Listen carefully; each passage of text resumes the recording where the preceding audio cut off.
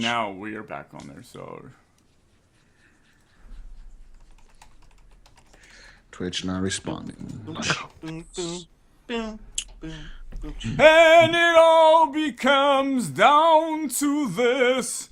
My name is Jesus, but I cut my hair and I dyed my skin. I will forgive your sin. Tedekin wants you to make love to him, Rhymes. That's... Oh, Ted! Fuck yeah, Ted. You want to come on the show, man? You can come on if you want, man. Right now, we haven't started yet. We're about to get started, so you need to say yes or no. He'll say no. We're just jumping him in. We're like, you're jumping him in. Just send him a call anyways. Like, fuck it. My Bowden's beard. Bye, Bowden's beard. Oh, you... What is he saying? I don't know. What is this lingo he's speaking of? Are you guys looking at the chat right now? Yes. What the fuck? Oh, here we go. Live now. Hey, Ted, man, you want to join us? We're going to get started right now. You can join us, dude. You can talk about your cartoon, man. Kombat Kids. I like that cartoon. So good. He needs episode 2 already. Yeah, watch it again, dude. It's fucking good. It's fucking good. That shit good. Did he message you? No, I didn't send him a direct message. I can jump on for a bit, not a whole show. Yeah, dude, come on for a bit and talk about your cartoon, man. We'd love to fucking pimp that for you. It's a great animation. I'm still not seeing video. Are you guys? Yeah, we're seeing everything fine. I'm right here on the website. Okay, that's okay. I can still see the chat.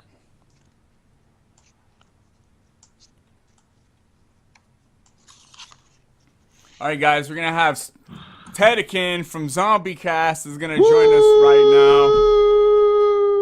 Just give away his information, I dude. know. Just Fuck, dude. I go ahead and give away his text right now to say, like, info. are you on? My bad. Now, I know. How do I get back out of this? Wow, just there you go. So you screenshot the fucking info. Everybody can go ahead and Skype him anytime now. He's always open about every Tedekin on everything, man.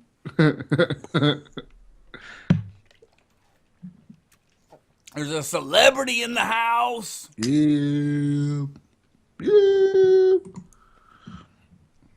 Rob looks like a samurai. Cassie Mouse, cool. Zero, cool. Sweetie. Sweeties is Crystal, right? Correct? Yes, I think. Pretty sure. We're looking at the list of names. Yes. Oh, no, I'm just looking at whoever has a... I'm not sure. There's probably more names in there, but... Check. Yes. Check, check. What was that? I heard a... Bing, bing. What was it down here? Ding, ding, ding, ding. Yo, we doing good. How you doing, Cowboy Way? What's up, Matt? Matt. Is that Matt White? How do I add to... Hey, Matt White. Add to... That's Matt Geringer? What the fuck is Matt White's name? Is it Matt White? No, Matt White. Matt Geringer is different, Matt. That's a Cowboy Way. Yeah, I know, but who's Matt White? Matt White is the guy I work with. No, but where's he at on the chat? What's his chat name? Oh, he's like Lazy Matt something. Oh, that's stupid. Lazy Matt 42069. It's not showing Ted's. There we go. Lazy Matt 420, come at me, bruh. Fucking Ted, man. That shit's scary. Scary. A little bit. Quit it. Oh my god, it's Ted again. Quit it. Not you. I'm talking about yelling at my cat. Oh, Sorry. Oh, I thought you were talking to us. I was like, oh, okay, we'll just stop right now. Hold up. Scott Lindsay says, Sean, I'm at a party drinking beer. I can actually hear what you guys are saying, but I had to... Thanks, Scott Lindsay. Gaming Outsider, everybody. Check the Gaming Outsider. Woo. And the Hollywood Outsider. Scott Lindsay. Scott Clark. What's up, Ted? Hello. My headset broke, so I have to talk through the thingy. Oh, we're fine. It'll be good. Let me know if there's an echo. There's not an echo. Go ahead, take it. Hey! Hey. Oh, that wasn't good. My cat won't shut up, and it's starting to drive me You crazy. sound like you're sick, man. You getting sick? I always have sinus problems, like all the time. I have bad allergies. How long do you have till you get a split?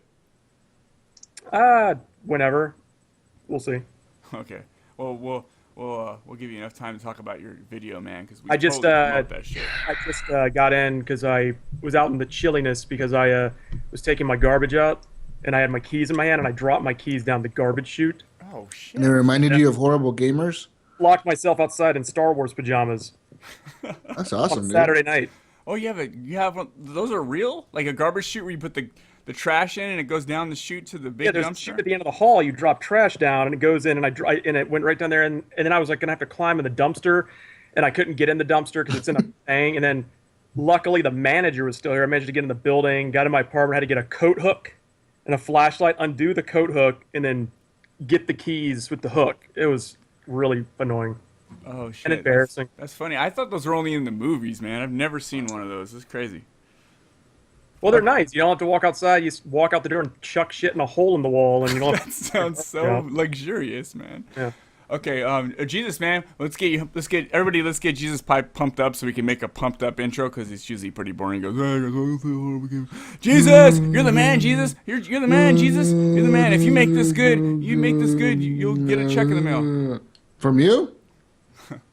How much? Nah, I'm just kidding. How Go much- ahead, man. how Go. much we Go. talking? It's your turn. Welcome to the Wait, horrible wait. gamers. We gotta make sure. Fuck, We're gonna dude, make you sure. Okay, fucking I'm just making sure we're dick. recording because that would have been all bad. We are good, man. We're good, man. Now we're good? Yep. Nah, I just lost my mojo, dude. Yeah. It's gone. Well, we're good, man. Go. Welcome to the Horrible Gamers Podcast, episode number 77, ladies and gentlemen. I am Jesus Gonzalez. I'll be one of your hosts today. And, yeah, welcome to the show. Thank you all that are live chatting with us on Twitch. And welcome to anybody who's new and who just kind of ran across our show on here. Don't worry, it gets better as it goes on, I hope. We are live every Saturday on Twitch, 7 p.m. Pacific time, of course. And you can follow us on twitch.tv/Horrible Gamers Podcast. Remember, gamers is spelled with the Z. Or join our Facebook group and Facebook page. Go and like that stuff. Join us. Talk to us. Have fun. Whatever. Leave us a voicemail at 504-475-4497 if you wish to. And let us know your thoughts on whatever the hell you want to talk about. Games, we don't care. Just leave us a voicemail. Or email us at horriblegamerspodcast@gmail.com. Follow us on YouTube. Follow us on Twitter at horriblegamers. And, ladies and gentlemen, welcome to all the new community members this week. We have 5 new members who decided to join us on the Facebook group. We got Crystal D. I don't know how to say her last name, so I'm not going to say her last name. Doherty? Doherty? Something like that. She's in the chat thing right now. She's probably like, you guys are idiots. Welcome to the Facebook group. Welcome to Brandon Kovic, Tim Beckmas, Brandon Linker, and Josh Faulkner from the Gaming Outsider. Welcome to the Facebook group, everybody. Awesome people. Doherty. She says Doherty. Like Doherty. Doherty. Yeah, whatever. We don't care. Rude. Whatever.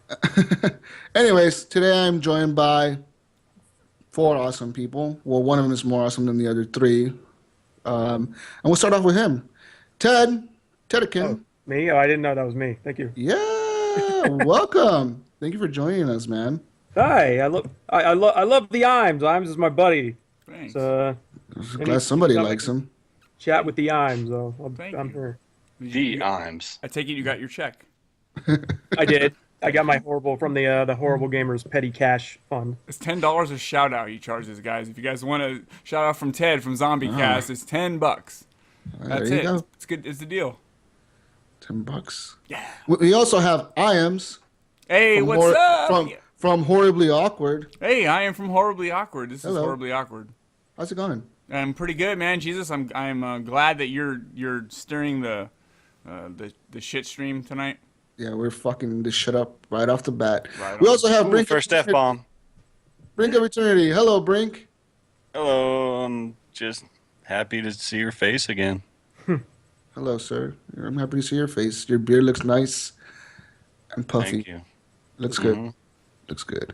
And we have the King of New Zealand, King of Zed, Mr. Rob. Hello, Rob. Hey man, how's it going? Pretty good. How you doing? Yeah, doing. It's been a while. We missed you, Rob. I did miss you, but Okay, I guess. And, of course, Captain Hook is out and about playing Destiny, probably lying to us, telling us that he's at some crazy festival drinking beer pong and and all this shit. Hook, we know you're just at home playing Destiny. Do you set your account to offline? Just get off the damn game already.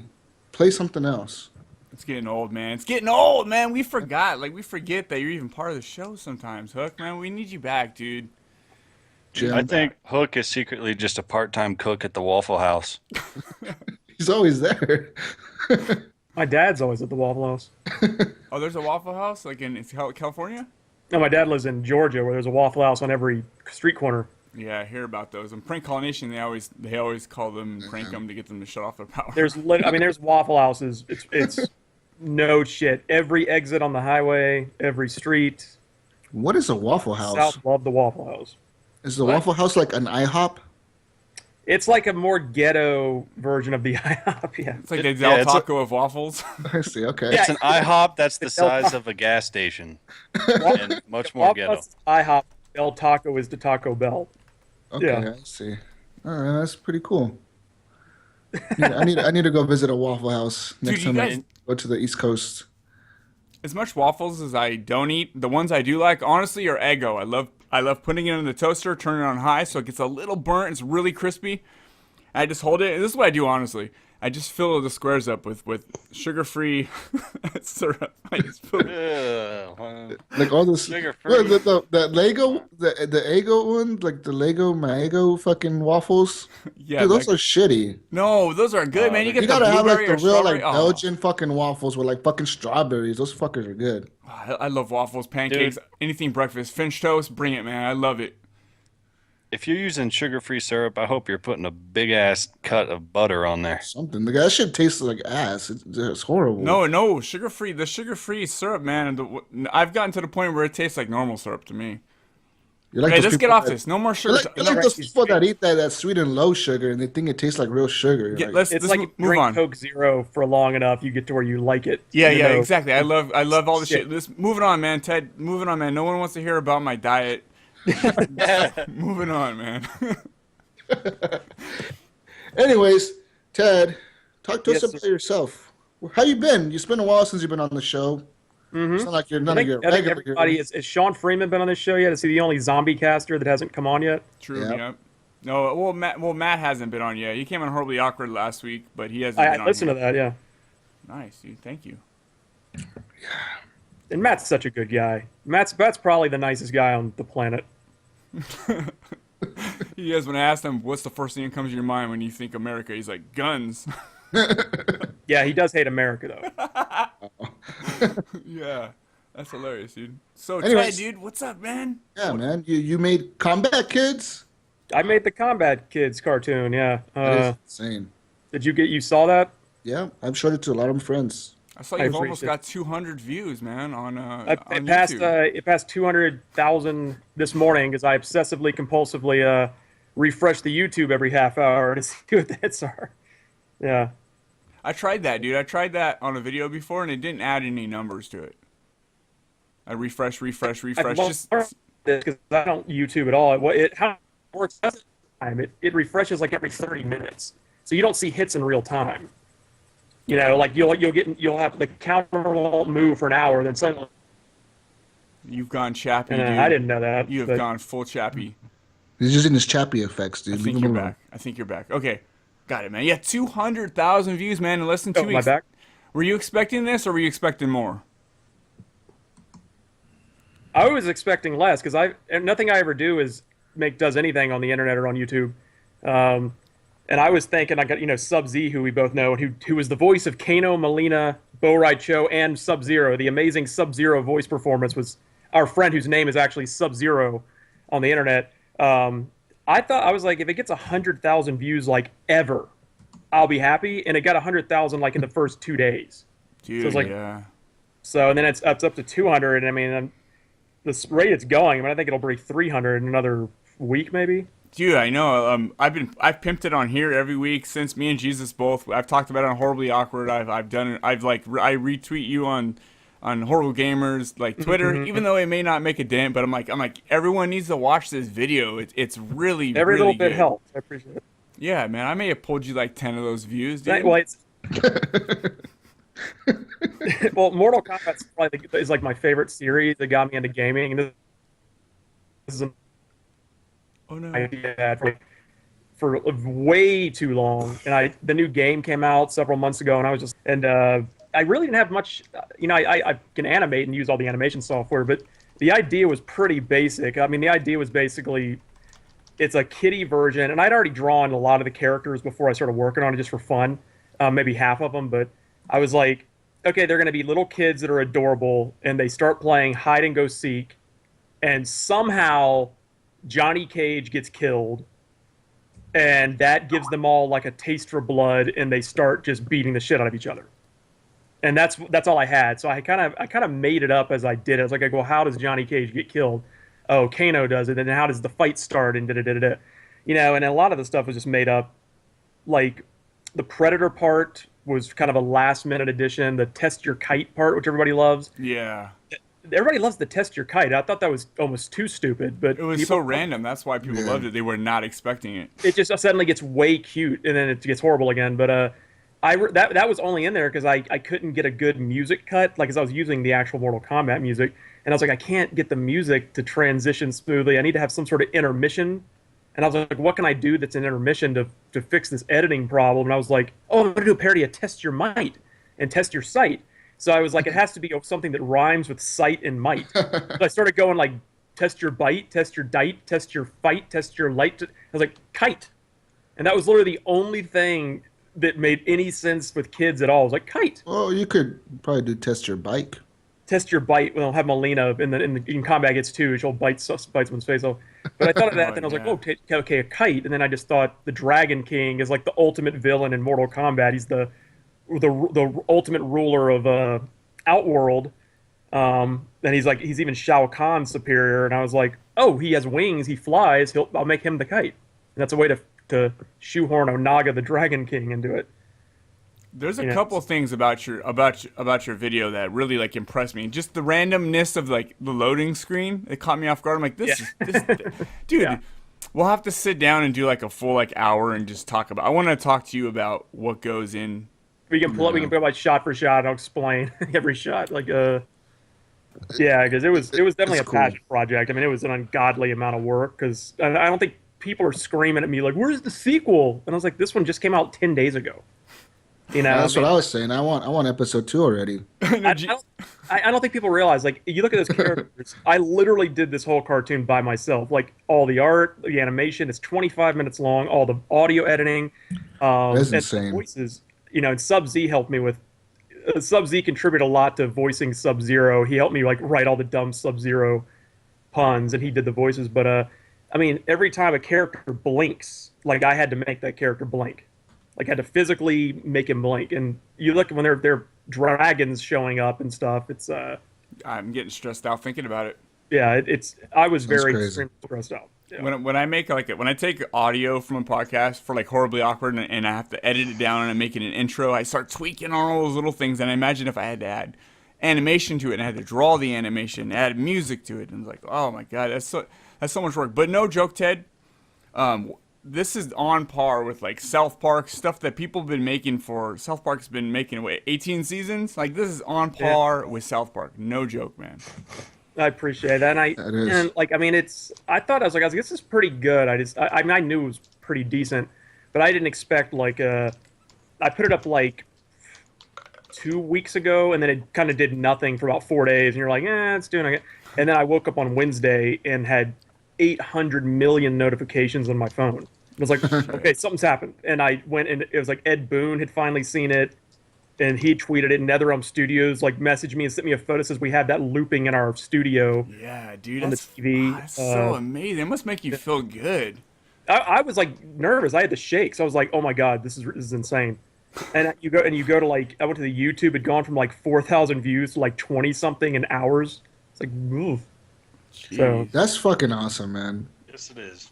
But it sort of makes you feel like you put so much time into something, and you don't know if it's gonna work out. And yeah. It feels like validation in a way, like, oh, I didn't waste all my time.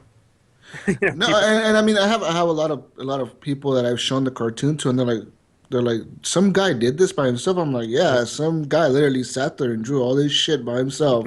And they're like, no fucking way. I'm like, yeah. They're like, it looks just like South Park. I'm like, it does, right? I'm like, it's fucking good. Like, It wasn't really meant. Everybody says it looks just like South Park. That wasn't really. I love South Park, but I mean, it's from my. I don't know. If you put them side by side, I don't think it looks that close. I think it's more the perception, but it's kind of Yeah. South Parky. But it wasn't really. There was no intention. I think that might just be subconscious because I love South Park so much. But yeah, I don't know. But you know what, you guys? I'm gonna put Ted on Front Street a little bit. Right before he launched this, he's like, "I'm working on something. It's almost ready to go." He put like, Oh yeah. "I'm ready to post it. This is gonna change the world." So he's saying he didn't know it was gonna do big, but he was telling me it's gonna change the world. So can you answer for that? I mean, let's be honest, Ted. Man, this is really good stuff. I mean, honestly, man. Not just because we're friends, because this is incredible. Everyone listening should go to YouTube, search Combat Kids with a K and a K, Combat Kids, Yep. and watch this. I mean, it's blowing up so big. You got reaction trailers. I mean, reaction videos, like a bunch of them. yeah. The reaction videos. There's a guy named Tyrone Magnus who I'm a big fan of, and he has like 500,000 subscribers.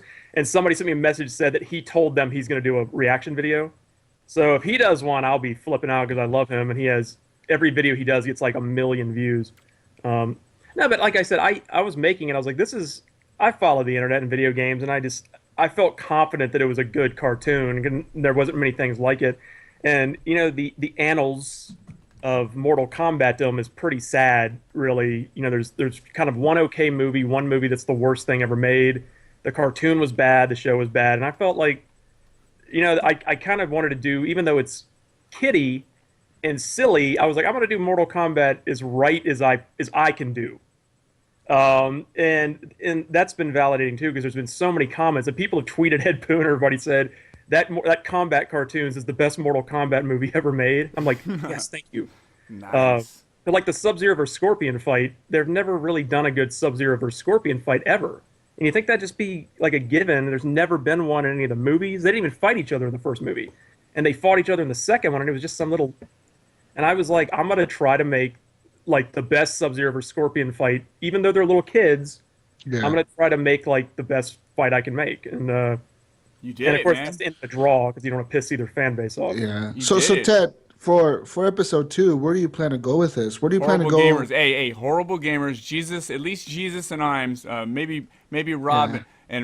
and Brink. We need parts in the next one. Yeah, we need Well, some. I can tell you, if some there's an characters. extra to be 100 million, literally the goal, one of the goals of the second one is every character period is showing Wow. up. So Wow. like, I already have 80% of them drawn there in the first one, but you're missing Freddy Krueger, you're missing Jarek, Kai, Frost, Taven, Dagon, Goro didn't speak in the first one. Who else is missing? Havoc.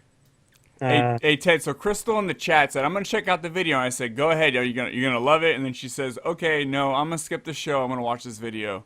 You should. Everybody should stop listening to this show right now and go watch Combat Kids 57 times a piece. And then we want everybody's reactions. If you really like that cartoon, go and find us on Twitter, find us on Facebook, find our Facebook page, or just message one of us on Facebook and tell us, hey, you know, we love this. Or go find Zombiecast and message Ted himself and be like, hey, I love your cartoon, man. And This is what was really funny, good. you know, Matt Bradford he's a voice actor, aspiring voice actor, and he helped me do voices like 1 million years ago. That's how long this thing took. I mean, it was like start of summer, May or something, and he was like, and I was just being an idiot. I was like, oh, this will be out in no time. It'll be out in no time. And I, of course, sit down to actually make it, and it's like, oh, I'm way in over my head. And Matt, it's been kind of like, I've always felt this little tension for months. Like, Matt's so quietly pissed that this cartoon is just not coming out and not coming out and not coming out. And I would go on like Zombiecast each week and be like, hey, Matt, so where's the cartoon? You know, that's going to happen. Like, and I was like, it's going to be good. I swear it's going to be good. So that's felt a little validating that it's done. And I was like, here, I said, here, Matt, here's the cartoon. And when it kind of blew up, I'm like, see, I told, it was a shitload of time, Matt. I told you it was going to be good. Your hard work paid off, man. And Yeah. and I remember IM sent me like it was a clip before you released the actual Yeah. episode online. He sent me a clip and I was looking at that and I was like, wow, like, and he was like, yeah, man, Ted made that. I was like, no fucking way. He's like, Yeah, he made this whole animation. I was like, that is insane. That's skills, man. That's an art right there. That's Well, fucking yeah, because I talked to Imes like a month ago, and I sent him. I said, I'm working on this thing. It'll be out very soon, and I sent him the clip of Sub-Zero and Scorpion sliding down the wall yeah. and doing all that stuff. I think. Yeah, I posted it in our group. Like, sorry, man, I didn't mean to spoil your thing, man, but I posted it in our group like right away, and then I sent a clip to Jesus, and it seemed like everyone like loves it, dude. I mean, And I told Imes, he said, this is awesome. I said, yeah, that's about 2% of the whole cartoon. yeah, dude, it's fucking fantastic, dude. I'm really impressed, no joke, because I've drawn and I've never done animation, but I've drawn all my life, and I imagine what every little frame takes to animate is crazy. Well, it's syncing it to the music because the music was ripped out of the game, so I didn't. It's almost like the video had to be synced to the music, not the other way around. Yeah. So there was that, and then the sound effects and sort of choreographing all the fights. You're sitting there thinking So you used music and audio from the actual game? yeah, most of them the music that's serious, the happy music is all licensed, like the Test Your Kite music and the happy music that plays for the first 7 minutes. That's all like licensed just off the internet, but the rest of it's just ripped out of like from the Mortal Kombat 9 and Mortal Kombat 4 soundtracks. Wow. So you had to sit there and play them, or what'd you do? You just, like, I listened to the soundtracks over and over, like finding the exact right music for every scene, and then of course the end is the Predator music. Ted, what do you think about like recording a separate episode sometime where we can like dig into your head like a smaller episode? I would love to do that, and I think that'd be interesting. Yeah, and then, I mean, I would definitely link that around because I think maybe people would be interested. Yeah, So, people definitely want to know like the behind the scenes stuff. Maybe we can. man. Maybe what we can do is if I can figure it out, we can We can play the video and go through like shot by shot. Yeah, we can stream it to Twitch and we can pause it and you can talk about that. I mean, if we can figure out how to do that, I'm not very smart. Let me look And I'll point out all the Jasons because there's some weird fascination that I don't understand. Yeah. Jason is hidden in the cartoon. I thought it'd be funny. He doesn't do anything. You just stick him in the background like he's stalking the other characters. And I was like, that's a cute little gimmick that maybe people will see it. I sort of got 50% of the 10 gazillion comments are, am I the only one who saw Jason? Yep. Everybody's pointing out, he was in the woods. He was in the woods. Everybody's like, You're the only one who saw Jason. And I took a photo of YouTube and sent it to my friend of literally 30 comments in a row that was like Jason. So if there's another one, I'm going to have Jason just straight up on screen murdering people. You should have a different character back there. You should have a picture of me back in the background. Hey, did anybody else see Jason? Why don't you just put a picture of me like that? Whoopsie. Yeah, you can be the that's one thing that's missing. Said, why didn't you have it's everything but the toasty guy. And I actually tried to put the toasty guy in, but there was no place. You have to do an uppercut. That's when he pops out. And there was no place where anybody was really doing an uppercut. And I was like, I'm not gonna like when Sub-Zero hits Scorpion with the baseball bat. I was gonna have him uppercut him instead, just to have the toasty guy pop out. But I was like, no, I like him hitting him with a baseball bat. That's funnier. So I was like, I'm not gonna make something less funny just to have the goofy toasty guy pop out. But, okay, so if all you listeners, whoever's listening to this podcast right now, just kind of pause it, take a mental note, put down Combat Kids, go look it up, watch the video. We definitely we're not just saying this because Ted's on. I say this all the time to people. Like, this is a fantastic cartoon. How long did it take you to put into this? Like months and months and months, but I also moved 3 right in months? the middle of it. I was unexpectedly thrown out of my building, and that kind of put the whole thing on pause for a pretty good little while. Yeah, you should pay your rent, man. Yeah, I was delinquent, and I was playing loud. I was playing loud music at 8 a.m. or 4 a.m. They threw me out.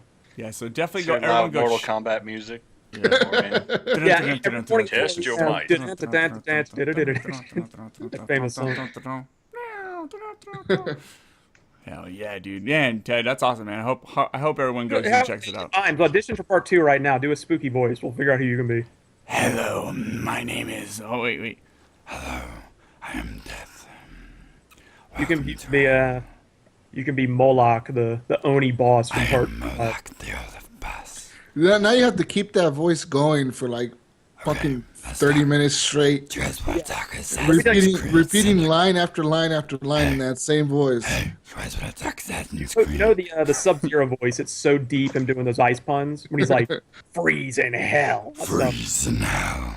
That's actually Sub-Z's voice. That is not like some of the voices I raised him to make him sound more kiddie.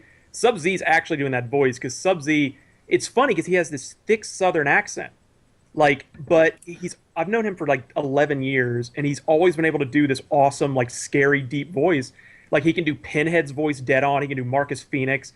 And Sub-Zero in the new Mortal Kombat game, he has this totally ridiculous voice where he's like Takahashi Takita, you are not welcome here. And Sub-Z can do that voice perfectly.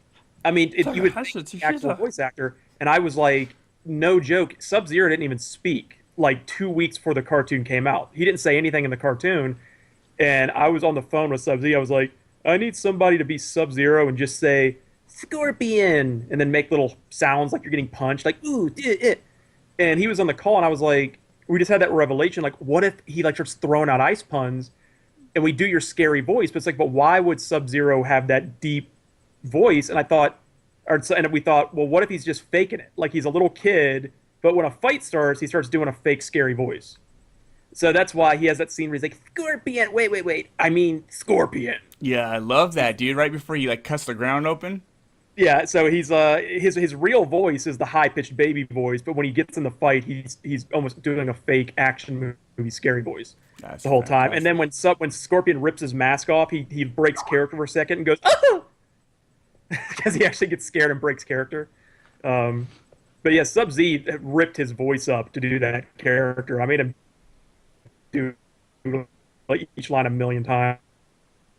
He was doing all those puns, but God bless him. Blah, blah, blah, blah, blah, blah. Hey, Brink or Jesus, can you guys check that Skype chat right there? What's going on with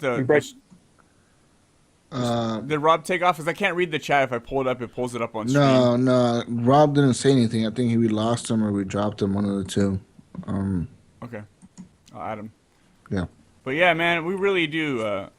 We do support that cartoon, man. It's fantastic, dude. Yeah, we'll do that. We'll have to schedule that soon for another. Well, I think there's probably going to be another one. I don't know the timetable, but I feel like they'll do one. I think it'd be cool if some up here to get paid to do another Warner Brothers because it's very popular. I don't know, like, they seem to like it. So I was like, hey, let's make this thing official and make more. Wink. But I think the ending of the first one was not meant to promise a sequel. You know? Ted, I don't mean to be a jerk, man, but that whole scene was not meant to be like, there's gonna be... Oh, do I? We couldn't even hear you. We lost that last whole minute you it's cool. It's like a you're on the moon kind of effect. Yeah, man. I was like, I hope it clears. It didn't clear for a second. I wonder if like, oh no. Am I back? No, not quite. Your video like went out. Well, I turned the video off. I don't need the video. Or is it mine? Is it mine or is it? Because it seems like the stream's fine, everything besides Ted. So maybe it's not on my end. I think it's my internet's just terrible. Your internet's terrible. Your internet's terrible. All right, guys, we better talk some games, man. But yeah, regardless, though, go watch Kombat Kids. I support it. IM supports it. Brink supports it. Horrible Gamer supports it. Horribly Awkward supports it. And we love it, man. You know, and it's not a joke when I tell you that I showed this cartoon to my personal friends, people that don't even game, people that don't even know about Mortal Kombat, really. And they're like, that's fucking cool. Like, that's fucking awesome. I like the art style. I love, the little kid idea. All that shit is fucking cool. Yes, sir. Mortal Kombat is a Saturday morning children's show, yeah. Yeah. It's like, yeah, everything's Can you guys hear me? Yeah. Can you guys hear me fine, or am I still... Yeah, we can hear you, yes. We can hear you. Oh, what I wanted to say is the ending... people thought, that ending when Shinnok shows up and it says next week, they thought that was like, these are actual scenes from the next episode. And I did think that's going to happen if it's popular, but that wasn't meant to imply a sequel. That whole scene was literally there because when I was making the cartoon, and it's a pretty brutal, violent cartoon, I mean, I had people tell me it was worse in the games, and I don't know. I was like, I don't think it's worse in the games, but I did think, I am viciously murdering a bunch of little 5-year-olds. And I was like, I don't know if that's cool or not. I mean, it's funny, but I don't know if it's cool. So I was like, how you get around that is at the end, you say next time, and you just show them all alive again. Yeah. Like it's a reset, and you say you didn't really kill them. and that's the Kind of only like Kenny from South Park. You know, you just yeah, like- and it's just, and I mean, because the kids aren't just dying in this; they're very violently killing each other. And there's been one or two people say, "I can't believe you made a cartoon of kids killing each other." That's been like one person, but yeah, but now people think there's a real sequel coming, and they're going to be mad if there isn't. So I feel like, just to not get Yep. yelled at. If you don't give me a sequel in a week, I'm just done, dude. I'm just gonna Yeah, tell we- everybody to stop listening to you, stop watching the cartoon. I'm just kidding. I know, what a dick. Hey, you know what though? But honestly, man, fuck, never mind. I'm sorry, dude. I forgot what we were talking about. By when, Ted, just for people that might like this cartoon a lot or whatever, by when do you think you'll have another episode out? I don't know. I know exactly what I've been thinking about it. I know exactly what I would do, but it would be to get it out quicker.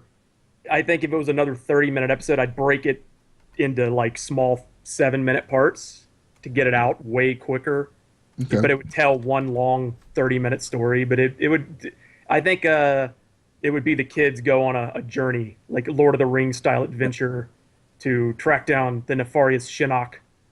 Or and, Are you gonna continue the stories where like kind of like where like at the end of the episode the story ends for that episode or whatever, like, or is it gonna be where the story carries on multiple episodes?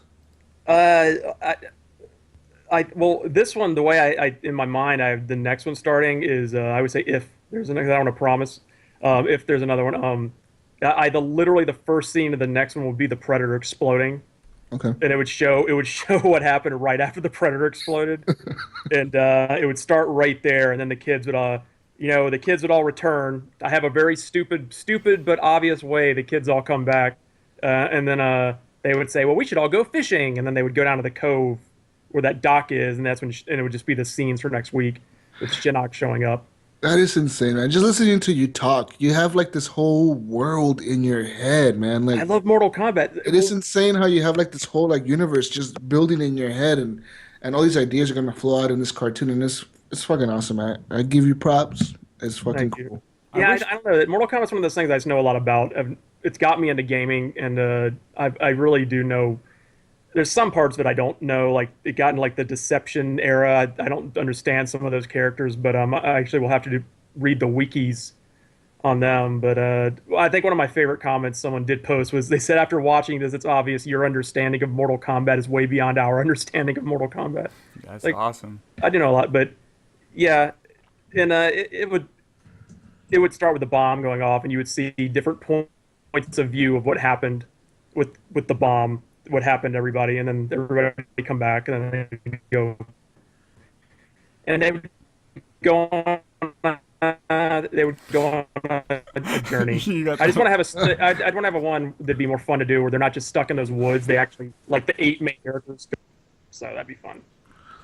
We got about 75% of that, dude. But Yeah, I'm sorry, Ted. Really? We're just having really bad connection with Skype tonight.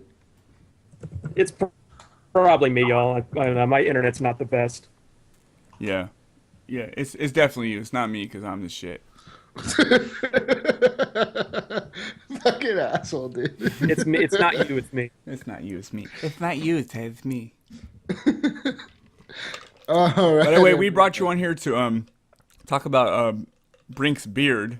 Yeah, you like it so much. I'm impressed by Daniel Bowden's beard. Is the most impressive beard I've ever seen. I mean, it's mind-boggling. Yes. Like, look at my beard. See, you can't see it, but this is all I can do. This is all I'm capable of achieving. That's 2 months. That's 2 years of not shaving. I have not shaved in 7 years. You look at this. My brother can grow a beard like that, and I don't get how I got ripped off. I can't do it. I don't think you did, man. You just gotta get in touch with your wild side. But I'm a very effeminate person. You know, I don't. Yeah, we could tell by your cartoon, man. You're very feminine. Yeah. Hey, there were strong female characters in that cartoon. Yeah, it was awesome, dude. Except for the one that got her head farted on until it melted. That was the lovely Michelle Madison from Video Game Outsiders. Got her head farted on until it melted. That's awesome. That's hardcore. You guys want to talk some video games? Jesus, where you at? Video games? Is this a video games podcast? I thought it was a cartoon podcast. Yeah, dude. Well, Mortal Kombat's I understand. Is a Mortal, good video game. yeah, Mortal Kombat is the video game, man. It is the video game, man. I remember playing that thing at a It's the laundromat. best selling game of the year. I remember playing that in a laundromat when I was like fucking 7 years old, and just like I don't even know why my mother let me play that game, but I just remember playing it in the arcade, and it was like, I need more quarters because this guy keeps kicking my ass. It's just like fucking going and wasting dollars and dollars and dollars on this arcade Dude. machine. It's awesome. I discovered it. I'm a little older than you are, I think, but I discovered it in a bowling alley. I was out bowling with a friend, and it was like November, and I remember we were like, let's go over to the arcade, and I was like, what is this?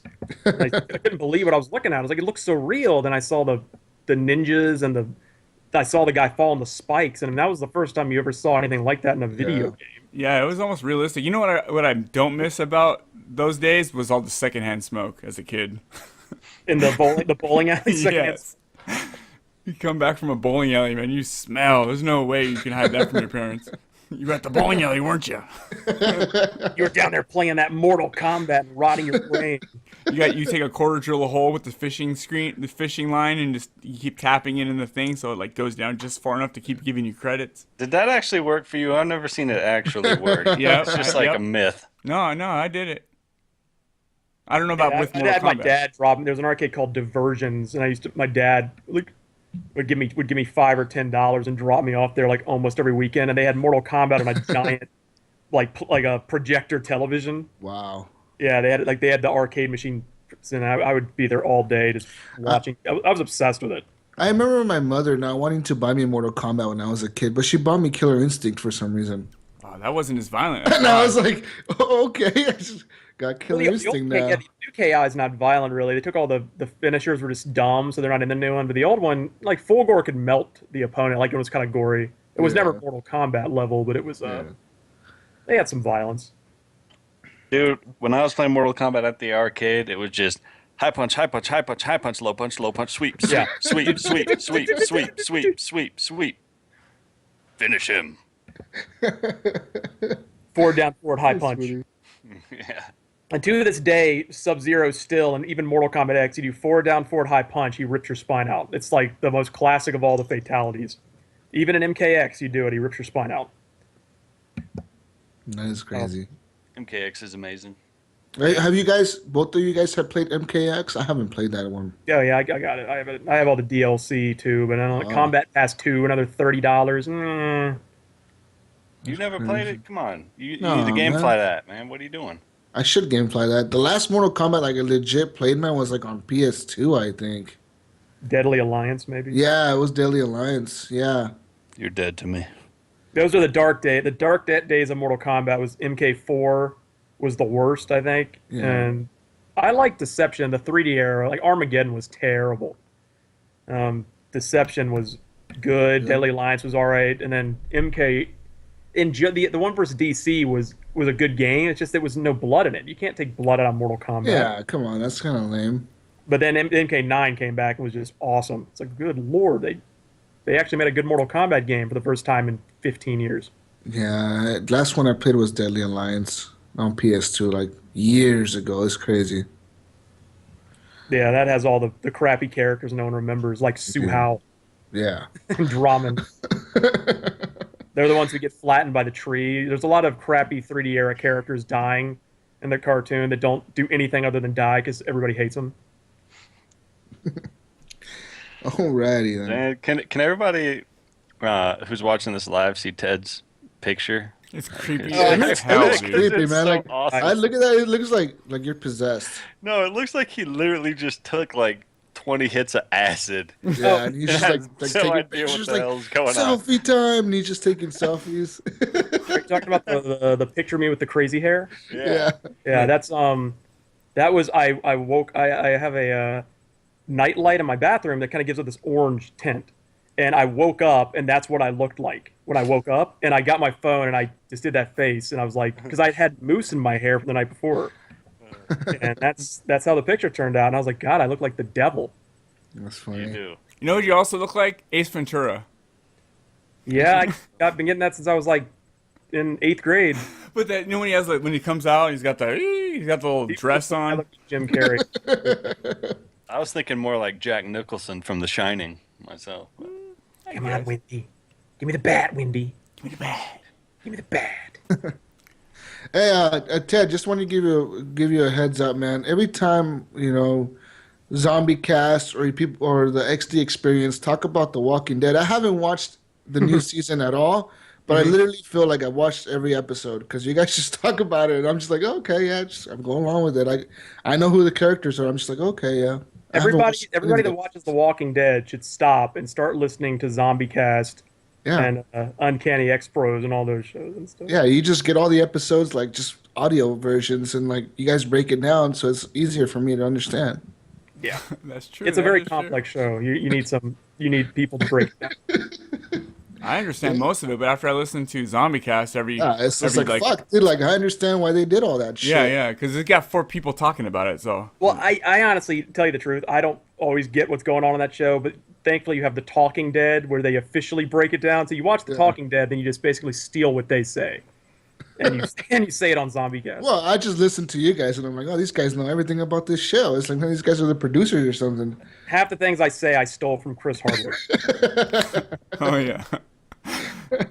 right before Monday night show, man, Ted gets pumped up by watching Talking Dead. Yeah, and I take notes, and I'm like, oh, that's a good point. I can't wait to make that point. Oh man. Nice. Anyways, ladies and gentlemen, let's get on to video games and what we've all been playing this week. Since Ted is on here as our guest, you play video games. What have you been playing this week, Ted? I'm playing a ton of the Halo 5. I loved it. I didn't like Halo 4. Thought the campaign was good. Multiplayer was horrible. Thought 3 was okay. I thought the campaign was okay. Multiplayer, 2 was amazing, but Halo 5, I love it. I still Right? haven't been able to get into the multiplayer. It's just I've been really busy this week working a lot. I haven't had time to jump into the Warzone. When I did have time to jump into the Warzone, my Xbox did this thing where like no multiplayer would work on any game.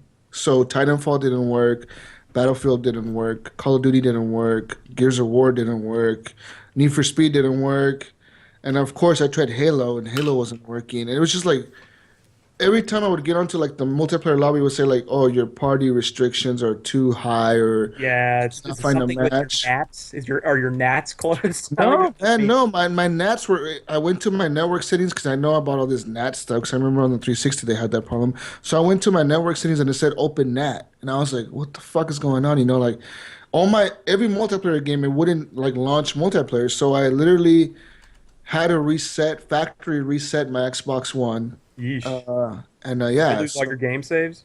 No, fortunately, I had them. You don't lose your game saves because they're saved on the cloud, but all my games are saved on an external hard drive. Right. So when it wipes your system, it only wipes all the games off of your hard drive on your system. So like I have none of my games on my hard drive in the system. I have them on the external drive. So when I launched the system again and I logged into my account and launched the game, it would just say syncing data from the hard drive. So it would just sync the data from like the external hard drive and launch the game from there. But it's worked since then. But after the factory reset, it's worked. But before that, I was like, what is going on? Yeah. And it must have been a bug or something that I hit because I'm in the preview program. and It's I the got yeah. Yeah. I got the preview, and they said if you have an external hard drive, you need to save all your games to it because there's a chance it'll just delete all your saves. Wow. And it says if the whole thing fucks up, you have to factory reset and you'll lose all your games. So I saved all my games to my external hard drive. Yeah, I've done that since I got my external hard drive. I just saved them on there. That is crazy. I don't know if any of you guys experienced it. When I got the preview like a month ago, it like broke my Xbox. Like that you couldn't even use it. It was like, and then luckily about 3 days later, an update came out and made it work. It's like, good lord. I remember Rob. He's not on here anymore. We must have lost him or something. He must have dropped out. But he was talking about his Xbox breaking as well, and I remember he was really mad because he was like, "What the fuck is going on? My Xbox is a brick." Yeah. And he factory reset his, and that's what I did to mine, and it worked. So if you're having issues with your Xbox, it doesn't work, something's not working, an update's not coming up, whatever. So you're back on Factory the reset. original dashboard right now. No. When I factory reset, the new dashboard still pulled up, which was really weird. I was expecting the old because I was expecting the old dashboard to pull up, but no, it just asked me for my Xbox account and it said we're updating your system, and it updated it, and then it just new dashboard is still on there. Okay. So, anyways, talking about Halo. Yeah, Halo. So, Ted, Yes, would sir. you say that they have somehow managed to capture the magic, the essence, the beauty that is the core of Halo and Halo 5? I would because Halo 2 is like one of my probably my fondest online gaming memory. And then, memory is a little different than reality. And then when the Master Chief Collection came out, it's like I've been playing Call of Duty and Titanfall, and it's like this is putting me to sleep. Yes. This was amazing 10 years ago, but now you're just walking around going. And then that Halo 5 beta came out, and you're pounding the ground like Superman and doing all this crazy shit and being able to run. And people were like, "It's so stupid. You shouldn't be able to run in Halo." It's like, well, you gotta change with the times a little, Yeah, Exactly. definitely. and you can like jump up onto ledges and pull yourself up. And I thought it was good then, but yeah, Halo does sort of what the Titanfall did for me, where you feel like a badass, like you do amazing things in the game, like jump in For the air, sure. ground pound, and you just I think it's amazing. And it's not too much. I haven't gotten into the campaign too much. People say the campaign's a little subpar. I'm only like a third of the way done with it. Dude, the campaign was like 4 hours long. That's my understanding. Angry Joe said he was going crazy Yeah. about how short it is. And the way it ends, it makes you want to punch a baby. Yeah, they put all their effort into the multiplayer. Like, skip the campaign, but like Call of Duty is a game where I don't care about the campaign if the campaign's good, because that's more about the multiplayer. But Halo's to me is 50-50. Like I actually care about the Halo story. So Yeah. if they cheap out on the story, it's disappointing. This game was all about hyping up what Halo will be in the future, not so much what It's Halo is now. What do you mean by that? Do you mean Like the whole story of this game is building up to the story of the trilogy. okay? So the trilogy is gonna be them hunting, or like Locke's crew hunting down Master Chief or whatever.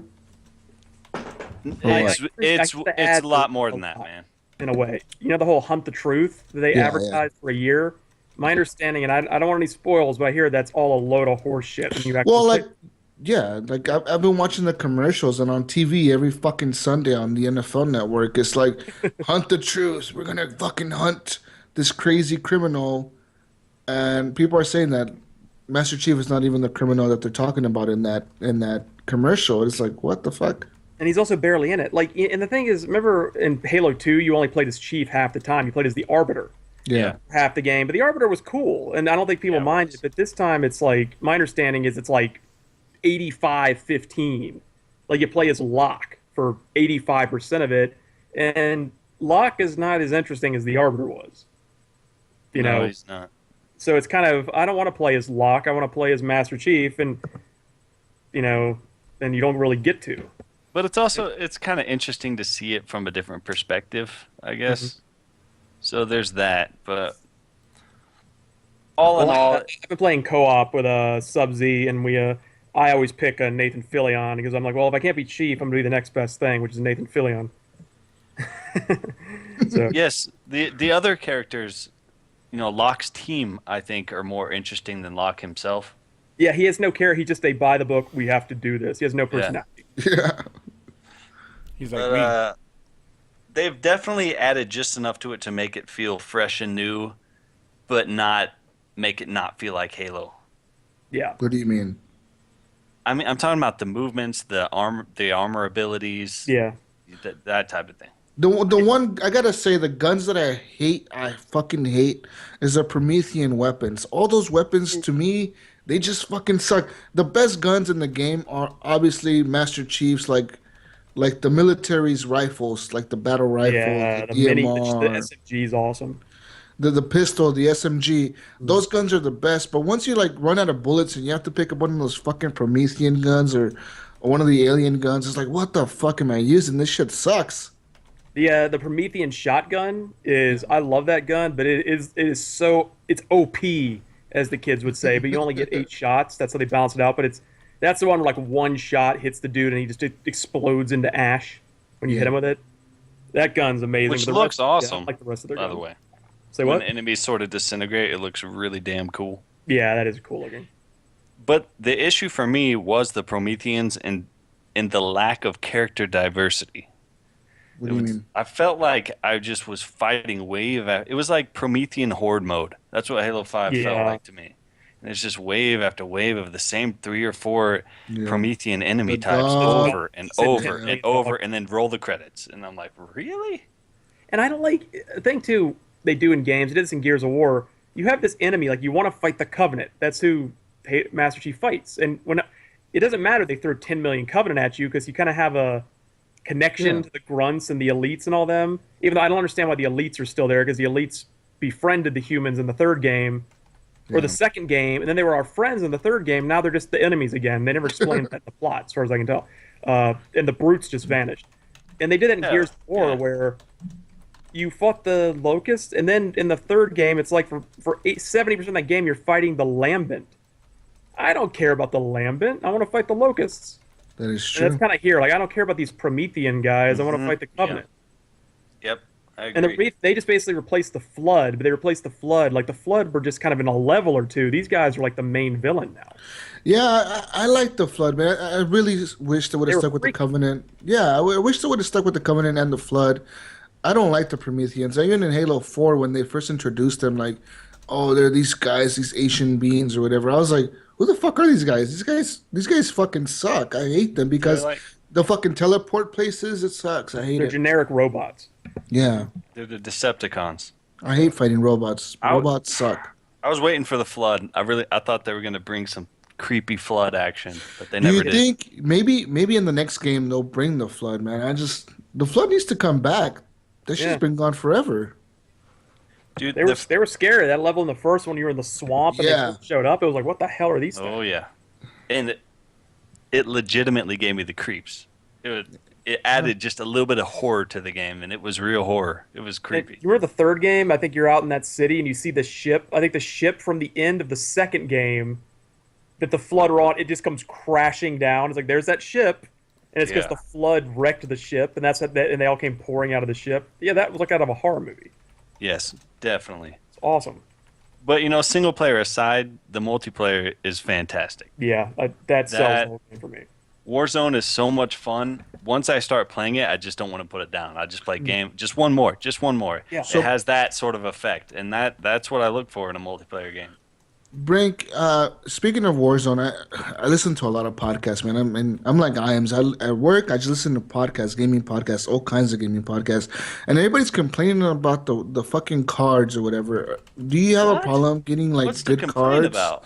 Well, they're saying that like they're not getting good enough cards, so they feel like they need to You gotta pay. Yeah. No, that's bullshit, dude. I have so many of every different type of card. I have Yeah. more than I can even use of everything. I have everything. There's no specific card. I'm like, man, I wish I could just get that card. I'm don't getting you- it all. It's like Okay. it's like a pinata, So just it's not like just a exploding bunch cards of all low over my level, face. like all you're getting is pistol cards every fucking pack that you No, open. you get a lot of the same cards, but Okay. that's because there's not as much variety as maybe one would expect. Is it like Titanfall, where like I know Titanfall had the issue, and when it first released those requisition packs, whatever the fuck they called them, and Burn and some cards. yeah the burn cards, Burn and some of cards, them yeah. you would get like pistols and stupid ass smart pistols and the stupid dude. grenade launchers, but then once you reached like prestige, you would get the elite cards where like 3 Titans were in the pack or whatever. That's how this is? It's like that, man. It's like, okay, you're gonna get all these burn cards that you're gonna discard. You're gonna sell. But then you're also in the mix gonna get some badass cards that you love. And So you can it- sell them unlock back? armor. Isn't it how you unlock like new armor pieces Yeah, and new new armor. emblems? You do it by the requisition emblems and just all kinds of stuff to customize your character. That's cool. I don't see what people are bitching about, to be honest. I think it's people are mad about microtransactions, but I don't see any reason why anybody would need to pay a penny in this because I mean, I'll play a few games and I have 30,000 Yes. virtual dollars, and you can buy 6 silver packs or something with that, or 10 gold packs. I mean, Yeah. not 10, 3 or 4 gold packs. Yep. So I don't know. And they're not stingy. You get a gold pack, and you're gonna get some awesome stuff. And not to mention, they're giving you all the DLCs free, which is crazy. They're giving you like 30 maps. I mean, for total free, where most games they charge you $5 or $10 for a map pack or $30 for a season pass.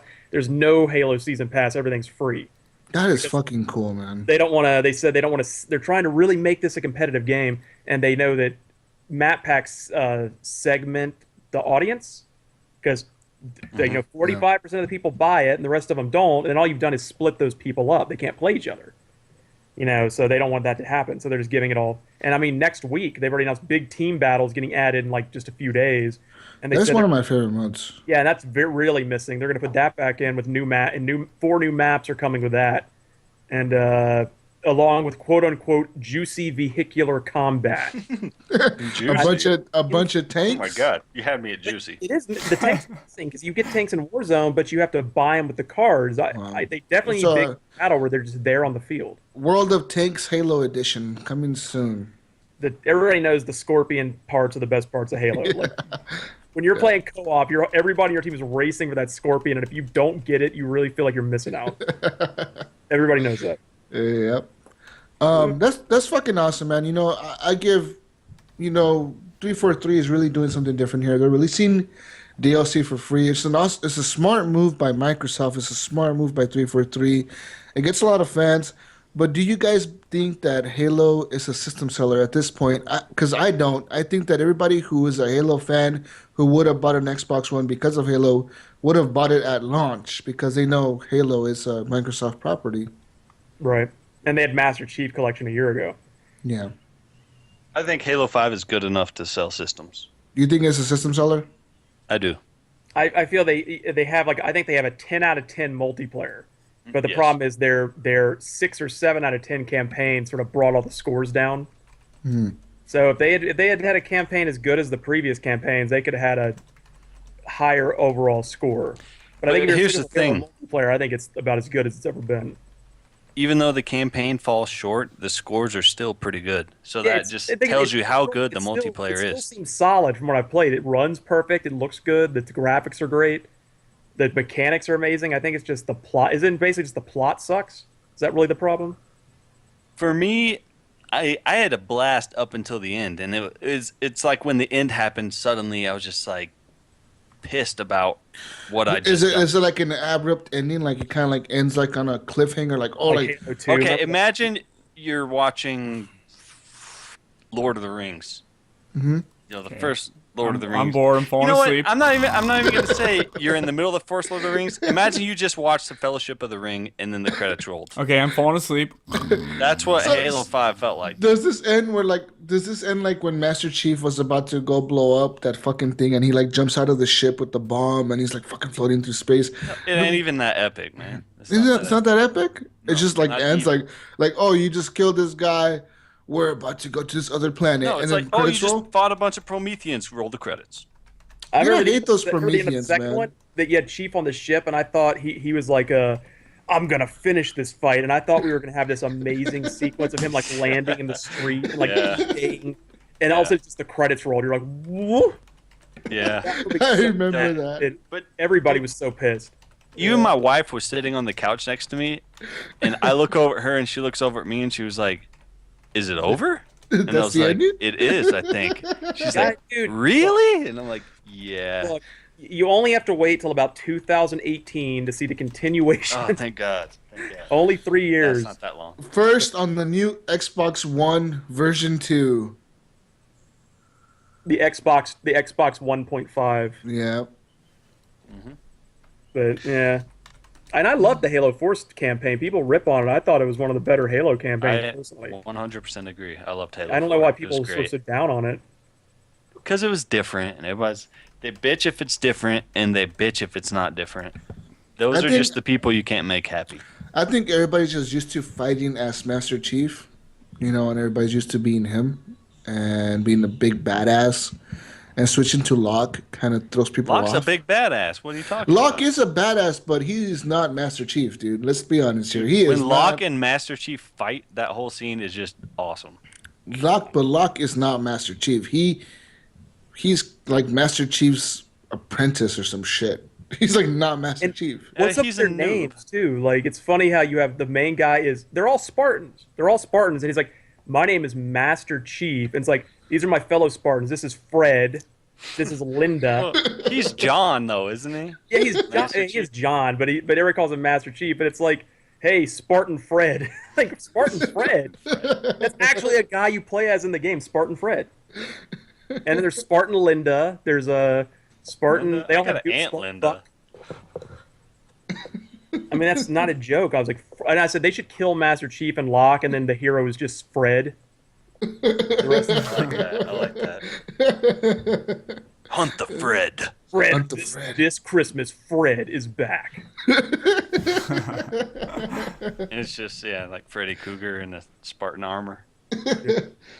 Spartan armor with stripes on it. Some red or white stripes Yeah. on it. Sweet ass claws. Hey guys, I'm Fred. I came to ruin you. Don't fall asleep. People always I'm laugh. gonna hunt you in your dreams. Did you ever see Friday the 13th Part 5? Fuck, which one was far fight? You know the one that really sticks out in my Exactly. mind was Freddy Goes to Hell because there was some sex in a tent. I remember, and That the was guy. Jason. That was Part 9. Jason Goes to Hell. Yeah, Jason Goes to Hell. I remember then the girl was like, they were trying to open the condom wrapper, and the girl was like, nah, forget it. So they throw it aside, and they're banging, and then Jason just stabs her through the tent, right to the back while she's riding him, and she's like, "Ah." Well, people always laugh because in Part 5, the twist in 5 was you think it's Jason doing the killing, and it turns out it's a copycat killer named Roy. whoa, pump your brakes. Spoilers, man. Go ahead. Oh my Spoiler. god. Okay. It turns out it's a copycat killer named Roy, and there's always been a joke like, what if they didn't know what they had with Jason? They decided just to make it the Roy franchise instead. Just continue the character of Roy. And you had like time for Roy Goes to Hell. Now we have Freddy versus Roy. You know, that's kind of like Spartan Fred. Just the name just is not quite as tough. Sorry, I lost train of thought. You're talking about Jason? Jason, yeah. Jason's sexy, Anyways. man. I mean, Jason is fucking sexy, dude. I love Jason's hockey. not sexy. I hate hockey, but I love Jason. Hey, Imes, did you see Jason? Am I the only one who saw Jason? I didn't count all of 13 of them, but I did see him in there. If we do that commentary, I'll point out every place he's in. Yeah, we got to You figure out how to should do that. at one point you should have the main characters notice him and that'd be really awkward. But then they just Yeah. continue on. I had my friend, I don't know if Imes knows, my friend named Cool Sausage, who I've been friends with for a while, and he read all those comments, and he had a great line. He says, if you do a sequel, you should have one of the characters sees him and goes, am I the only one who noticed Jason? Yes. And you do it just to make fun of the 10,000 people who have said, am I the only one? Put Brink in there, and not animated though. It's like a Brink as a picture, you know, green screen, everything. Just come and go. Did you guys see Jason? Who's Brink? Is this Brink? Daniel Bowden. Oh, Daniel Bowden? Why is he Brink? He's Daniel Bowden. Yeah, it's creepy like that. His I like the name alias- Bowden. You should go by Bowden. Sounds like a Bowden. surfer name. Ah, Mr. Bowden. Bowden. That sounds like a Bowden, strong name. Bowden. Like, Mr. Bowden. Mr. Bowden's in the classroom, motherfucker. You best sit down. At least you read it and are able to pronounce it. Bowden. That's not the norm. Bowden. Yeah, usually it's Baden. Button. Hey, Bowden. That no button. Like the famous forensic psychologist, Michael Baden. Michael Baden. Anyways, you play anything other than Halo? That's all I've been doing is the Halo. And I'll be getting the Battlefront. In a couple Xbox of One, weeks. PS4, Yeah, I PC. only have an Xbox One. I have a PC too, but it's not a super strong one. So I downloaded the beta, and it doesn't run much better than that. It's not much higher than 720p. Really? So I'm just gonna get on Xbox because I have friends getting it on there. EA Access, game sharing. I don't do the game sharing. Come No, I on, don't like man. it. Game It's- sharing yeah, is the think it'll be shit. silly. Game sharing is the shit. If you have not done game sharing on the Xbox One, you're missing out on a lot of savings. You could literally buy a game for $30, split it with your friend or whatever, and you guys can share the license. True. Of But course, though, if one of you guys get pissed off at each other and you Yep. decide to take your system off of their account or whatever. Well, it all depends if your friend's a cheapskate too. They could be the one of those guys who Yeah. don't buy anything, and you're buying all the stuff, and you're like, I'm kind of giving you all these games to play, and you're not like, you for know. free, Yeah, yeah. I have a friend who I went over to her house and somebody was like, "We could play Killer Instinct." I was like, "I have the whole thing. I'll put my account on her Xbox and play it." And then now she has access to my entire game collection. Ooh, She's yeah. like, I'm Well, in the blind forest. I'm like, okay. I remember I game shared with Hook actually, and we used to be game sharing buddies until one day out of nowhere, just Hook fucking removed his console, his home system, or his account to a different system, and like I couldn't access the games, and I was like, Hook, what the fuck is going on here? How come I can't play? I cannot play Call of Duty. What the fuck is going on? And he just never messaged me. He's an asshole. He's like, I'm doing electrical And work then on my finally, house. I still have his account on my Xbox. I'm just gonna go in there and buy a bunch of games on his shit. His credit piss him card off. numbers. Hey, you guys, while we're talking about Xbox, you guys want to talk about the Xbox Elite controller? How's Yeah. it going, Iams? I heard rumor on the street is Okay. Iams is gonna return his. Okay, so we have a Facebook question. Oh, I gotta look for. Okay, Facebook question from Pat Woodward. He says, "Can we get an update on the Elite controller? I have a scuff controller, and the paddles on the back. You can actually feel the click, and you won't accidentally press them. Do you get used to them being so soft on the Elite?" Well, Pat, let me tell you this. I had the Elite controller. I got it last week. I was waiting for something to play, so I hooked it up to my PC. I've been playing Call of Duty Black Ops. I played about 6 to 10 hours with it. I do not put the paddles on because they're way too easy to click. I tense up. I grip my controller when I play Call of Duty. Are there those little silver metal thingies? Yes, they are so easy to press, and you barely touch them. Barely. So, I mean, if you're a guy like me who tenses their hands up, you just be holding them down the whole time. Doesn't work. But let me tell you guys this. Wait, how do you tense your hands up so much? To I the do point because I'm where constantly you're hitting like this fucking thing all the time, like Because I am. That's how I hold the controller. I get tense, man. You're holding down the left bumper to run in Call of Duty. Always. Yeah. You're holding down even before you spawn. That just makes my whole hand hold everything down. Yeah, I kinda. think you can go to settings and set it the default that you run all the time. I don't have that set because I want to be able to walk too, but I think you can just set it.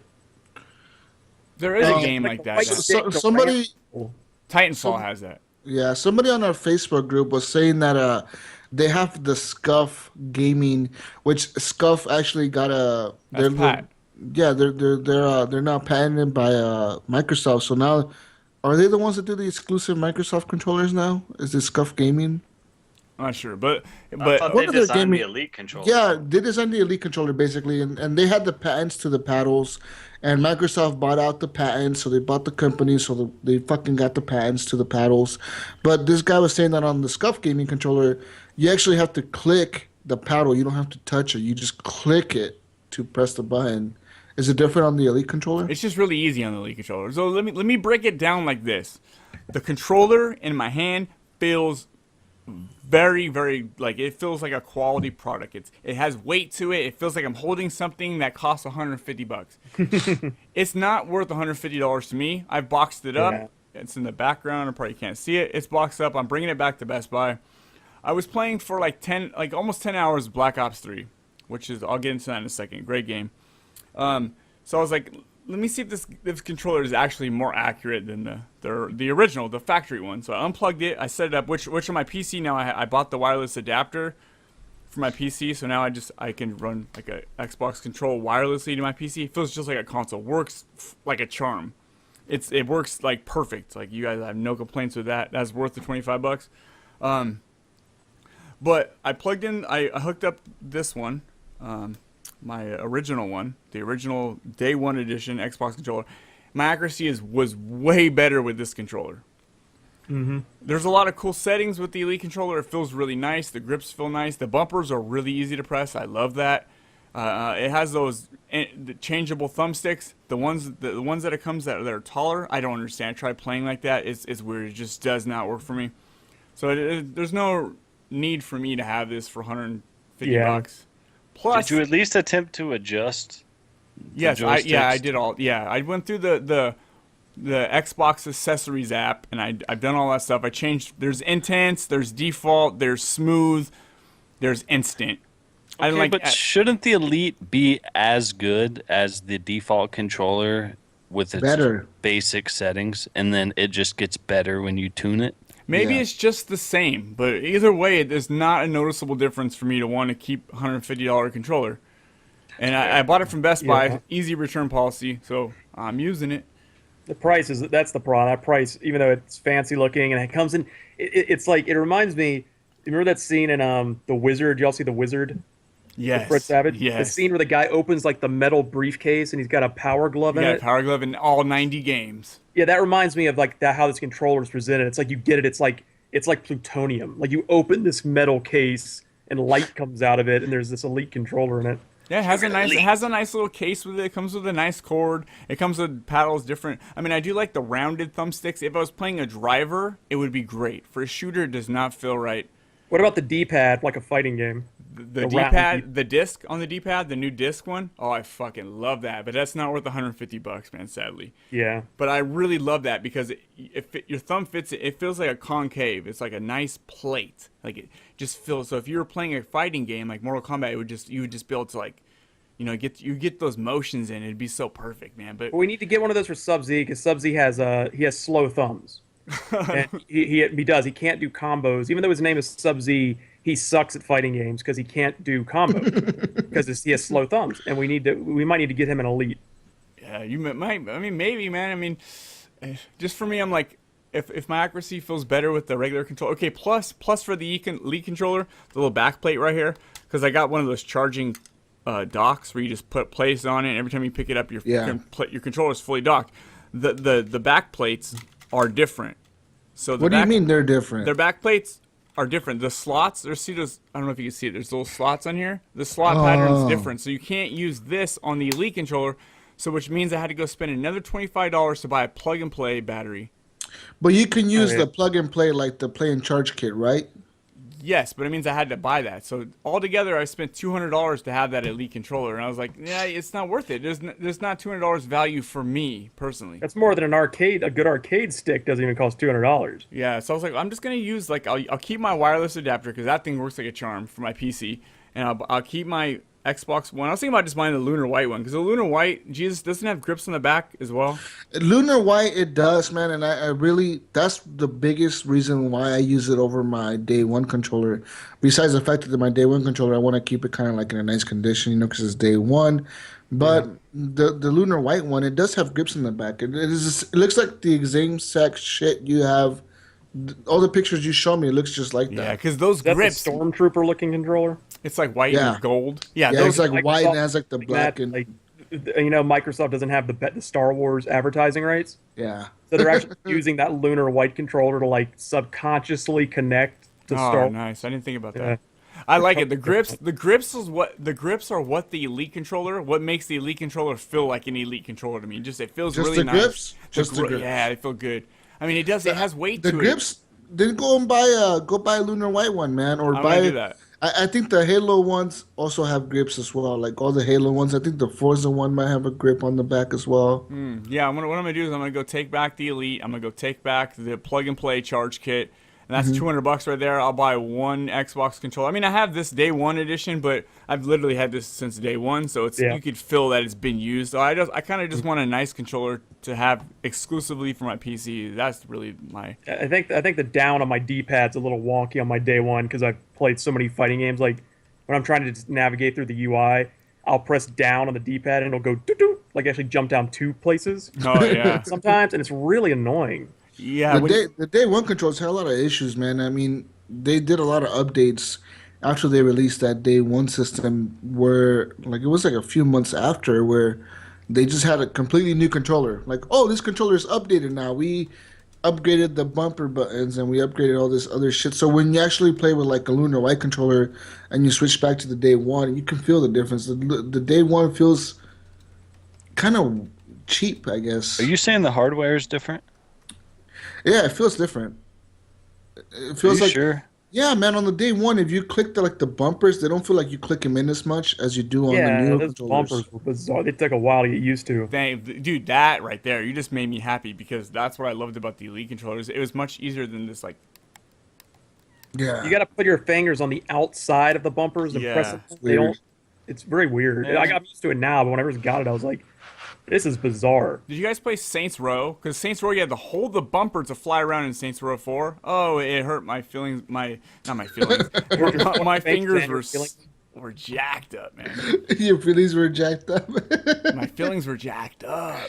Oh man. Man, you know what? Microsoft, if you're listening, and I know you are, because everyone's listening. Phil Spencer's leaned back in his corporate Please, chair. for the love of God, remaster an Xbox 360 controller for the Xbox One. They really Well, do. with They the need to bring Xbox the. D-pad, not that shitty 360 D-pad. With the new D-pad. Yeah. Holy crap, now that's an amazing controller. Hey, you guys, check this out. I was on That Best was Buy. Hey, with the new D-pad. That was the. Don't get me off track. Don't get me off track. I'll forget. I was on Best Buy earlier looking at Xbox One controllers, and I found that little adapter from Best Buy that you can make any controller work with any system. Why don't you just go to Scuff Gaming and make yourself a modded controller that Microsoft will get the money from because Microsoft owns Scuff Gaming now. I don't know. I don't give a shit if Microsoft gives my money. $60 for this adapter and I can use my PS4 controller with my Xbox One. Fuck, I'm in heaven. What do you mean? You can use the Xbox One controller on it the says PS4? you can use any controller with anything, including fighting sticks. So you can use the PS4 on the Xbox. That's a good fucking deal, Yeah, dude. there was the game. I love the Xbox. I love the PS4 controller. How it curves up on the triggers now, like down. Yeah, like PS3 was garbage. It feels so good now. That controller feels fucking comfortable. PS3, the triggers on the PS3 controller were terrible. Like your finger would slip off of them because they made them convex, not concave. You know, so playing like a driving like motor store, and like I had a hard time keeping my finger on the trigger. They were poorly designed. They were.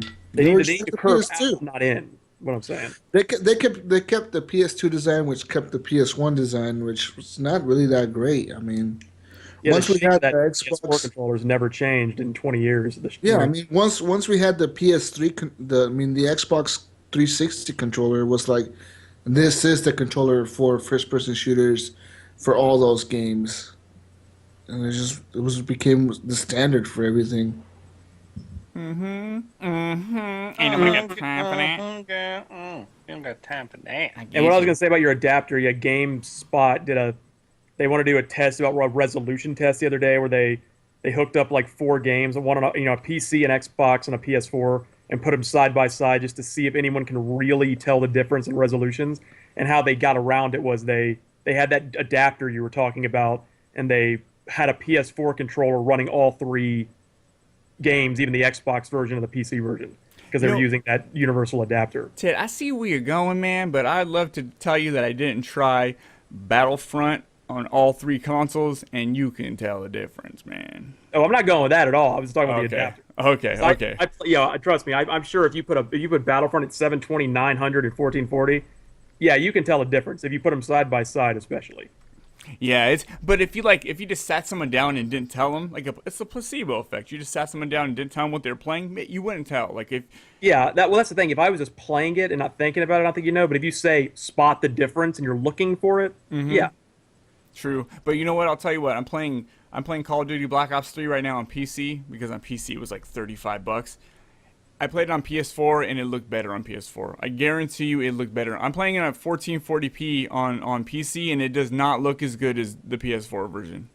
That's odd. No joke. It looks like the PS4 version was like it popped, it had color, all that. You know why, Iams? Because PS4 is the leading platform that the new systems are. Yeah, they have all the marketing, contracts and all that shit. So before on the 360 and the PS3, 360 was the lead platform, so they would make the game optimized for the 360 and then port it to the PS3 and the PC and all that other shit, the Wii. Yeah, Microsoft kind of dropped the ball letting they had that sweet Call of Duty deal. I don't know. And they just kind of let it go. I don't know if they dropped the ball, man, because Call of Duty, in a way, it is dying. People are getting tired of it. And even with the new Call of Duty, I know there's a lot of hype, and I know a lot of people who bought it. I know a lot of my personal friends who actually only went and bought an Xbox One because this game's coming out on it or whatever. And they bought it, but I don't think Call of Duty is going to hold up very much longer if they just keep... They don't innovate. They don't innovate. I think Halo 5, I mean, obviously it's not going to sell nearly as well because it's on one console, but I think Halo 5 is better than the last several Call of Duties. And that's coming from somebody who barely played 4 because I thought I was in the camp that this is not good. Halo 4. Dude, it outsold Assassin's Creed by a long shot, and I thought that was pretty impressive. Assassin's Creed, I think, lost sales because of what Yeah. happened to Unity. But Assassin's Yep. Creed Syndicate, I just finished it, man. It was a really good game.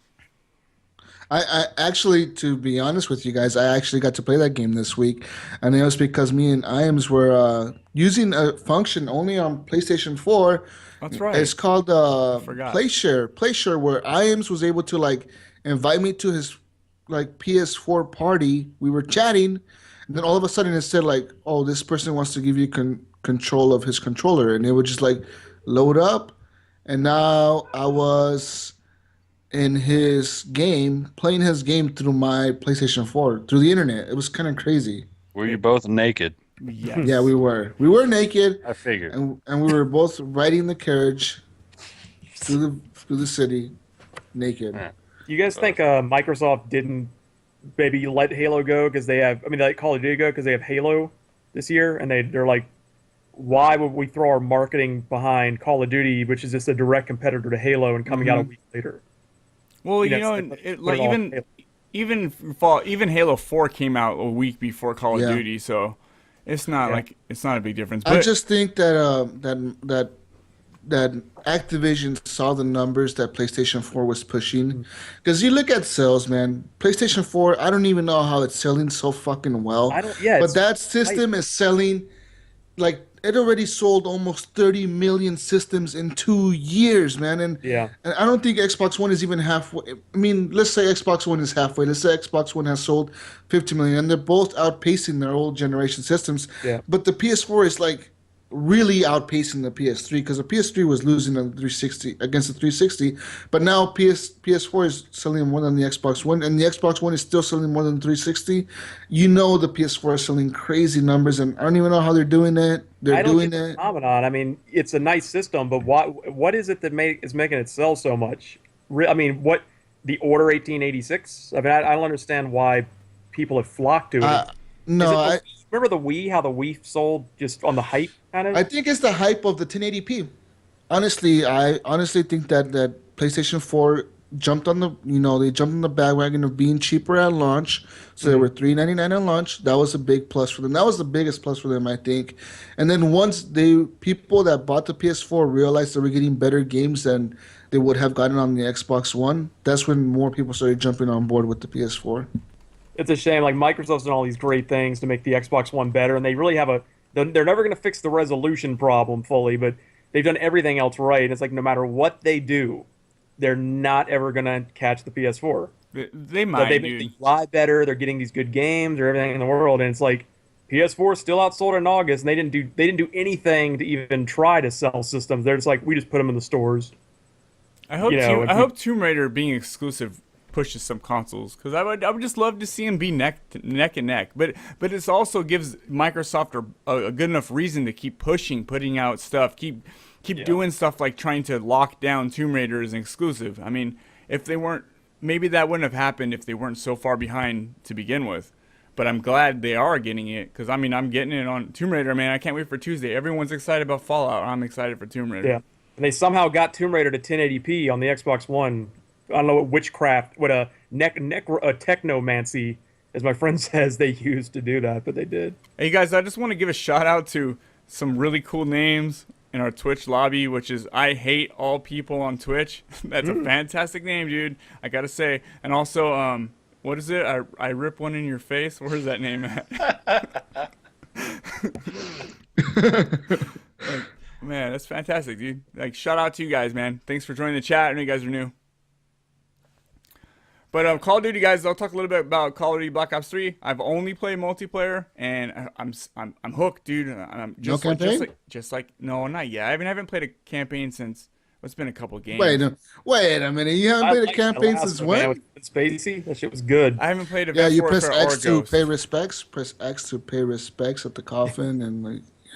I haven't, dude. Well, but like multiplayer is great. It feels like if you haven't played the beta, it feels like I captured the essence and the heart that Black Ops 1 had, But it has, I mean, it looks, honestly, I don't think it looks any better than Black Ops 1 if you just ask me my personal opinion. But it you know, it has Wait, it doesn't look better than Black Ops 1? not the one. Hey, dude, there's this one map in there. Let me say, there's this one map that's cool because everything's level like it is, but it's also vertical. So there's like everything's going sideways. There's houses and everything. You can't go up there, but if you just look up for a second, you'll get turned around on where you're at. It's kind of trippy. Do they have that map? What's it called? Nuketown? Oh, I played Every Nuketown. fucking game, it's always Fuck it. We're bringing back Nuketown exclusive DLC to pre-orders. It's like, really? You guys cannot innovate. That's what I hate about Call It's of on Duty. the box. It actually has They're the not. count. They're not innovating, man. And it's like, Dude, come on, dude. Activision, innovate. Oh, wait, that's right. Because you played the new Nuketown, right? Dude, the new Nuketown is incredible. But What does it look different? Like, that's only the fucking They a made one different legendary skin on the same ever- map. There's Call of like Duty, constant- They've recycled it every game for 10 it's years. all glitchy Yeah. and it's like there's like constant pixels being ripped off the stuff, so they're floating up in the air. Everything around it is really trippy, man. You have to see it. Like I'm in there, I know it's Nuketown because I know Nuketown, but it's different. Well, Halo, they've done that with the Blood Gulch or whatever it's called. They give it a different name, but it's always the same map. The one that's the big wide map with the base at each end, like the main big team battle map. But they trick you by giving it a different name. Oh, now it's called Valhalla. Well, it's the same map. Now it's called it's actually coming out again next week when Big Team Battle comes. They've said this one of the new maps is an homage to Valhalla. Like, it's the same map. But Call of Duty is just blatant, like, this is Nuketown. Yeah. What's going on in the chat? I don't know, man. This fucking guy, I'm about to ban his ass. Go for it, man. You have to sign into the Horrible Gamers account. Yep, I'm saying it right now. Is Brink still in here? I see his picture. He looks all crazy and shit. No. Okay. So, I mean, my final thing with... Okay, guys, I'm a beast also at Black Ops. Oh, shut the fuck up. You keep sending me pictures. I am Let's playing with the Plays. controller. Everyone says how great the mouse and keyboard is, but I'm like on top of the list every game, and I'm playing with a controller. So F all y'all. No, I don't want to be mean. Don't F all y'all. We'll take that back. Take it all back. You guys can F me. You can F me really hard. But I'll F you so hard. oh my God, Ted. Hey, let's back out of this room. Hey, what's up, Ted? No, but seriously, it's a great game. I don't have much to say about it. I haven't played the campaign. I just played the multiplayer, and I see it feels like I keep hitting the same exact match it like the maps. I've only seen like 5 maps. I don't get it. There's this new thing though. When you collect these tokens, you could buy chests. And I bought a chest, and I got some rare things, some dinosaurs rumbling, like a not a gamer tag, but the little picture, the little picture you put behind your thing. I don't know. It was kind of cool. You can buy lots of cool parts. Paint your guns. That's really fun, dude. I painted one gun up. It looked really awesome, but I found out you can't use all the paint jobs for all the guns. So it's like each individual gun you have to do a paint job for, and that's like an hour, half hour at least. So. Oh, is it like a Forza Motorsport painting system where it's neat, but you have to put real time into it? Yeah, you have to. I mean, you don't have to, but like once you get into it, I mean, Ted, you would definitely do it because you're the creator of Combat Kids. Yeah. So you would be in there drawing. You'd be making a Sub-Zero, and you'd be getting layer over layer. As far as I know, it's unlimited layers because I made a picture. It's this Horrible Gamers podcast and has all these colors and stuff. And I mean, I think you can do like 64 layers. So I lied when I said it's unlimited, but. With 64 layers, you can do a pretty cool picture.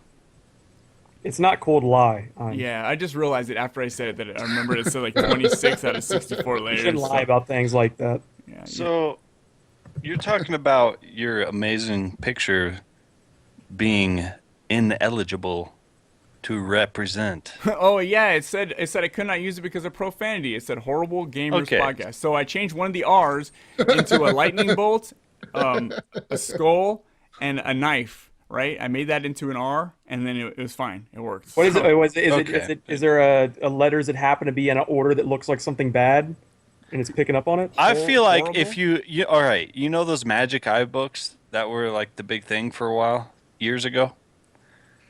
You mean the ones you know look at cross-eyed? Like you stare at and you sort of cross your eyes and you see a 3D image. Yeah. I bet Imes's Horrible Gamers picture, it was like a Magic Eye. and if you cross your eyes, it probably just turned into a big old schlong. Probably a penis or probably a swastika or Yeah, something. because I feel like Ives is one of Probably- those guys who just Yeah. like draws penises You guys don't even want to everywhere know he what I put in can. the background. So you look at my picture cross-eyed. If you guys are on the Horrible Gamers podcast Facebook group, if you're not, you guys should join right now. But if you're not, go in there, look at my picture cross-eyed, and you will see some shit. I mean, you do it on acid, weed, and ecstasy at the same time. You will see I was doing drugs the other day and I was looking at your picture, man, and I was like, what the fuck? What is going on here? I was just tripping out, man. It was kind of scary. A scary experience. Awesome, dude. Thank you. So Black Ops is amazing. Well, I say this I am. every year, Do you dude. Same wish? shit. No. Speaking about you saying that the PS4 was the better version, do you kind of wish you would have bought it on the PS4? No, because I wanted to. I'm very distracted when I play games, and I wanted something on my computer because if my computer is what I'm distracted to, if I'm playing a game on it, that takes away the distraction. And so I wanted a multiplayer game that would get me hooked on my PC because I've been tweaking lately on playing games and pausing them and going on Facebook for an hour and then realizing Yeah. I do it all the time. So Interesting. You know, the reason I would buy it on the PS4, man, because the PS4 version, compared to the Xbox One version when the beta released, was way better. And I would buy it on the PS4, but the thing is, I don't have people to game with on the PS4. Every time I'm online on the PS4, everybody on my friends list is offline or they're doing something else completely different. That day that I got on with you to play Assassin's Creed Syndicate was kind of random. I mean, you were just online playing that game. So, yeah. hey guys, we got Wingman from This Xbox Life in the chat. What's up, Wingman? Hello, Wingman. What's up, Hello. Hey Wingman? This is Ted. I want to point up here. He's up there. Wingman, if you have not seen You're pointing the wrong way. Wingman, if you have not seen the Kombat Kids on YouTube, go watch Kombat Drop Kids. everything you're doing. This is I the don't care what- creator. I don't care if you're performing brain surgery. Yep. Drop that shit. And He go on. created Kombat Kids, and we have him live on here. He is fucking awesome, and that cartoon is fucking awesome. Hey, dude, Wingman's a Xbox fanboy as well as Ted. So you, Yeah, Wingman. We love Wingman. I don't think I'm a fanboy. I'm an Xbox You're- favorist. you're a That's what I use. you're a fanboy, dude. How many PlayStations have you owned within the last year? PlayStations? Well, my evolution of fanboyism, I was actually I've liked it all. I was a big Nintendo fanboy On Nintendo. from Super all the way up through the Nintendo 64. I didn't have a PlayStation, and then I said I got to get a PS2 because that Metal Gear Solid 2 looks amazing. And then I became a huge Sony fanboy, and I was like trashing Nintendo and trashing Xbox. Like that Xbox is gonna flop. Who's gonna buy that fucking stupid thing? And then the 360 turned me into an Xbox fanboy. So I'm a fanboy with no what's That's the funny. word? No allegiance. That's I will funny turn on you because in a second. when the PS2 was out, I remember having a PS1. I got a PS2, and I was all about the PlayStation 2. And then my buddy out of nowhere, one of my friends, he had an Xbox, and I was like, "What the fuck is this thing?" I was like, "This controller is huge. I don't get the way the thumbsticks are set. Oh, yeah, like, was that set big? off." Yeah, they're all huge. The Duke, you know, it was like all big, had the white and black buttons and all those fucking weird buttons. And I was like, "What the fuck is this thing?" And I remember playing Halo on it, and I was just like, "This game is fucking awesome." And I was like, Yeah. "I need this game on the PS2," and he's like, "Yeah, you can't get it on the PS2." And I was like, "Oh, okay." I And I remember playing Splinter Cell. Hitman and Splinter Cell. Yeah, I remember playing Splinter Cell, Hitman, Halo, a lot of different games on the Xbox that he had. And I remember just falling in love with that thing, and I was like, "Fuck, Xbox is awesome." And when the 360 came out, I was like, "The 360 is the way to go compared to Yeah. the PS3." And do you remember I had Splinter Cell on the PS2, and then I remember I got it on the Xbox like a couple of years later when I got an Xbox, and it was like night and day better on the Xbox. Like it was actually on the PS2, it was missing entire sections of levels. Wow. Like there's a part on the Xbox version like you're breaking into the CIA headquarters, and you Uh-huh. start outside in the pouring down rain. And that entire outdoor rainy part was missing from the PS2 version, I guess, because it couldn't do the rain. Wow. But yeah, it was ridiculous how much better it was. Hey, I just noticed that Wingman is now following us on Twitch, man. We appreciate that. After Yeah. 2 years, you're finally like broke down and did it. Finally, thank you, Wingman. We appreciate that. He's gonna unfollow us later. Yeah, now he's gonna be like, Sure "Fuck now. you guys, I'm leaving out of here." I got too Once many. you just starts talking about boats and stuff. Yeah, I started talking about boats and 6 buttons. What's next on the roster? We got a couple of voicemails. We can get to that whenever you guys Oh, want. that's cool. I didn't play anything. Don't worry about it. Yeah, I didn't play anything either. Don't Did worry you? about No, really, Brink. Did you play anything besides Halo? I finished know. Halo. We're all excited about Fallout, man. Fallout is the next big game. I know Ted is probably excited about it. I am just excited about it. But I am just more excited about Tomb Raider. I am more excited about Fallout, man. Just Fallout is you create your own story. You go in there, and next week when we come back and everybody has played Fallout, we're all gonna have a different story about Fallout. We're gonna yeah, the intro was the same. But after the intro, you just get out into the fucking wasteland and you do your own thing, and everybody's gonna have their own story, their own thing, their own fucking journey that they're talking about. Well, Dude, Fallout 4 app on Windows Phone. I think it's the first game app to actually be on Windows Phone. It's smart So, because Thank you, Bethesda. I think Bethesda has marketing like a partnership with Microsoft because Microsoft is releasing like an actual Fallout 4 Yeah. Xbox One bundle or something like that. They have Microsoft has the Fallout the way Sony has the Battlefront Yeah. deal. Microsoft, and you get Fallout 3 backwards compatible free on Xbox. And by the way, anybody who's listening right now and you haven't downloaded Dirt 3, go ahead and download Dirt 3 on your Xbox account on Xbox.com. And that game will be backwards compatible because Microsoft sent me a message earlier today. And they said that any Xbox 360 game that is going to be with Games with Gold will be backwards compatible with the Xbox One. Starting on the So- 10th, I think everybody gets that UI and the backwards compatibility Yeah. in like 3 days from now. So So so Dirt 3 will be backwards compatible as well as some other game on the 360 that they're releasing this month. Oh, that's awesome.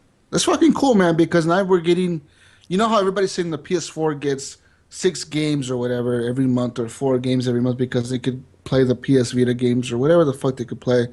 Well, now the Xbox One, you'll be able to play every game that comes out on Xbox Gold for the 360. and if you bought the Master Chief Collection, you get all 4 of your free Halo or free Gears of Wars on the 10th as well, apparently. But I'm like, I already have all those discs, so I'll find someone to have all my Gears of War codes, I guess. Yeah, that is cool. That backwards compatible thing. I mean, Microsoft is doing big things that PlayStation can't do because PlayStation wants you to charge you $20 a month to play their older games. Well, this is a useless feature for me, but I tested it out. Like last night, I did the thing where you stream your Xbox to your computer with Windows Yeah. 10. Yeah, and it was awesome. I was like, this is neat. I would It never works. use it, but it's a neat thing to be able to do. I remember being at the gas station the other day, and in Oregon we have gas station attendants.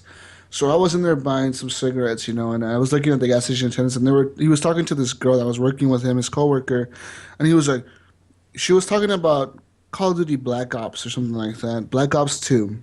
And she was like, I want to buy an Xbox One for my boyfriend, but I want to play Black Ops 2 still, and so I think I'm going to keep the 360 or whatever. And he was like, no, don't worry. He was like, once the Xbox One on November 12th is going to get backwards compatibility for all the games on the 360. Just go and buy the disc, and you'll put it in your Xbox One, and it'll just read it, and it'll be good, and you'll be able to play Black Ops 2. And I looked at him, and I was like, dude, like, that's not how it works. Yeah, it's not going to be every game. It's going to be 100 games on the first day.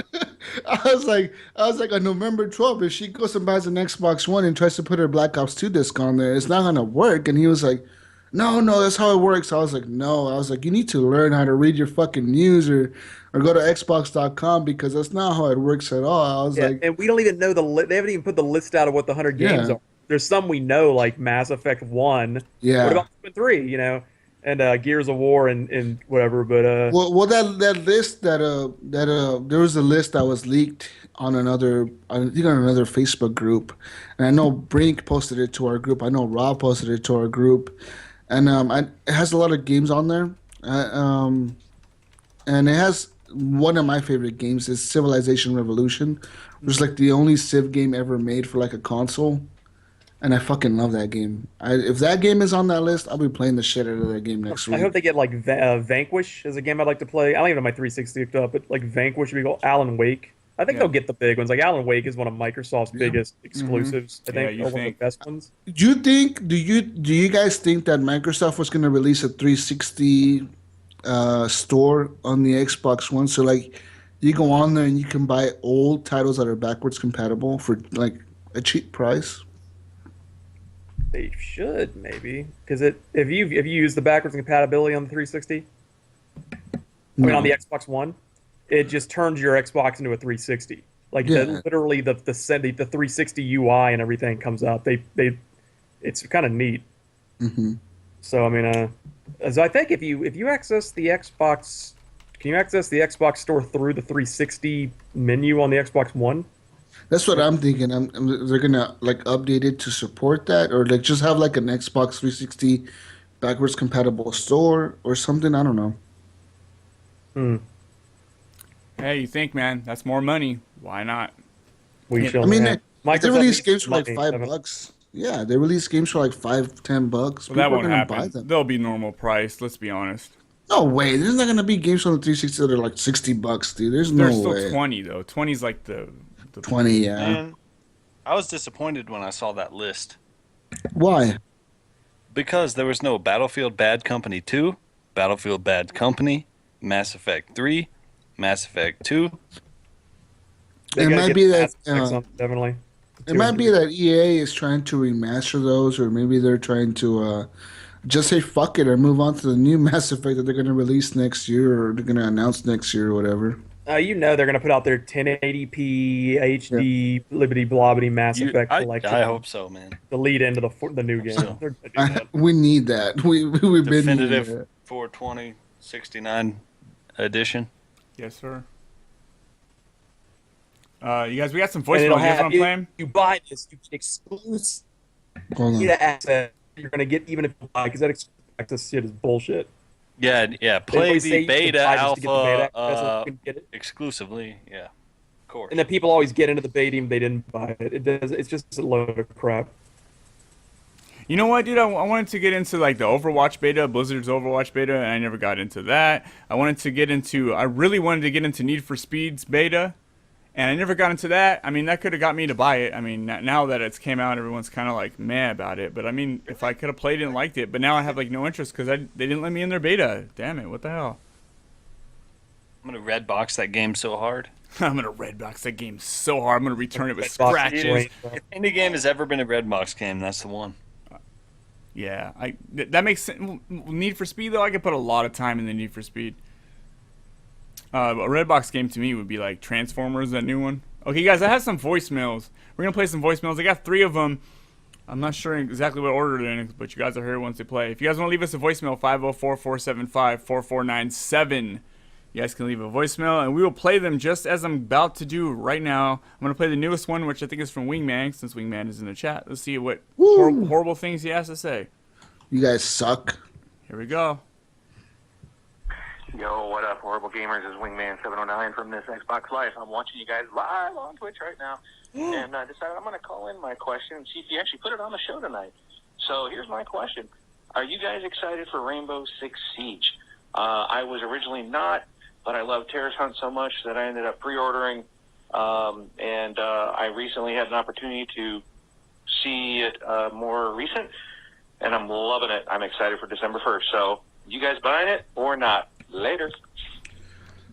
Wingman, being one of the people that played the beta from the technical test up to the beta launch date. So the beta launch date was on a Thursday, but people who got like an early access code got it on Monday. So that's when I got it, and I remember playing it from that day to Thursday, and playing it from Thursday forward. I am excited for that game. I really want to buy it because it's just so different from all the other multiplayer games coming out this fall. It's something new. It's something kind of tactical. It's something different. We had a lot of fun when we played with the party, but the problem is how many of your friends are actually going to buy this game. Like Brink, are you going to buy it? Iams, are you going to buy it? Ted, are you going to buy it? I don't know. Battlefront? You Dude, say I wasn't sure, but then I heard that Wingman pre-ordered it, and now I have to.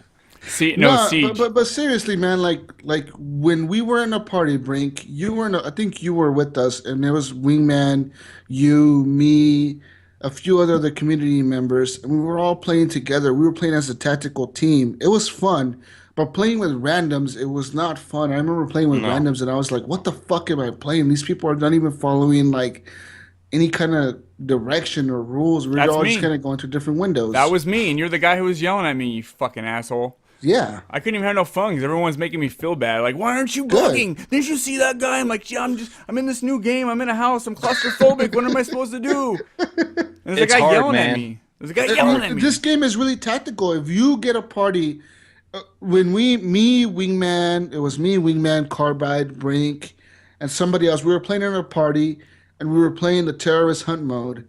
And we were all having fun. I think that's what made Wingman jump on this game. I don't know. You know, you Look. jump in there, you play terrorist hunt, you're in a party, you're chatting with your teammates, you're like, okay, guys, we're against this AI. We're going to go to this building this way. We're going to go to the top or to the bottom or whatever. And everybody's doing their thing. Look, man, here's the thing. Terrorist Hunt is one of the best game modes in the history of all gaming. And anybody who's ever played it knows that. Yeah. And they're probably going to buy this game.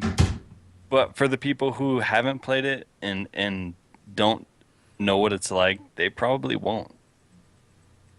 And it's probably not going to do well because of that.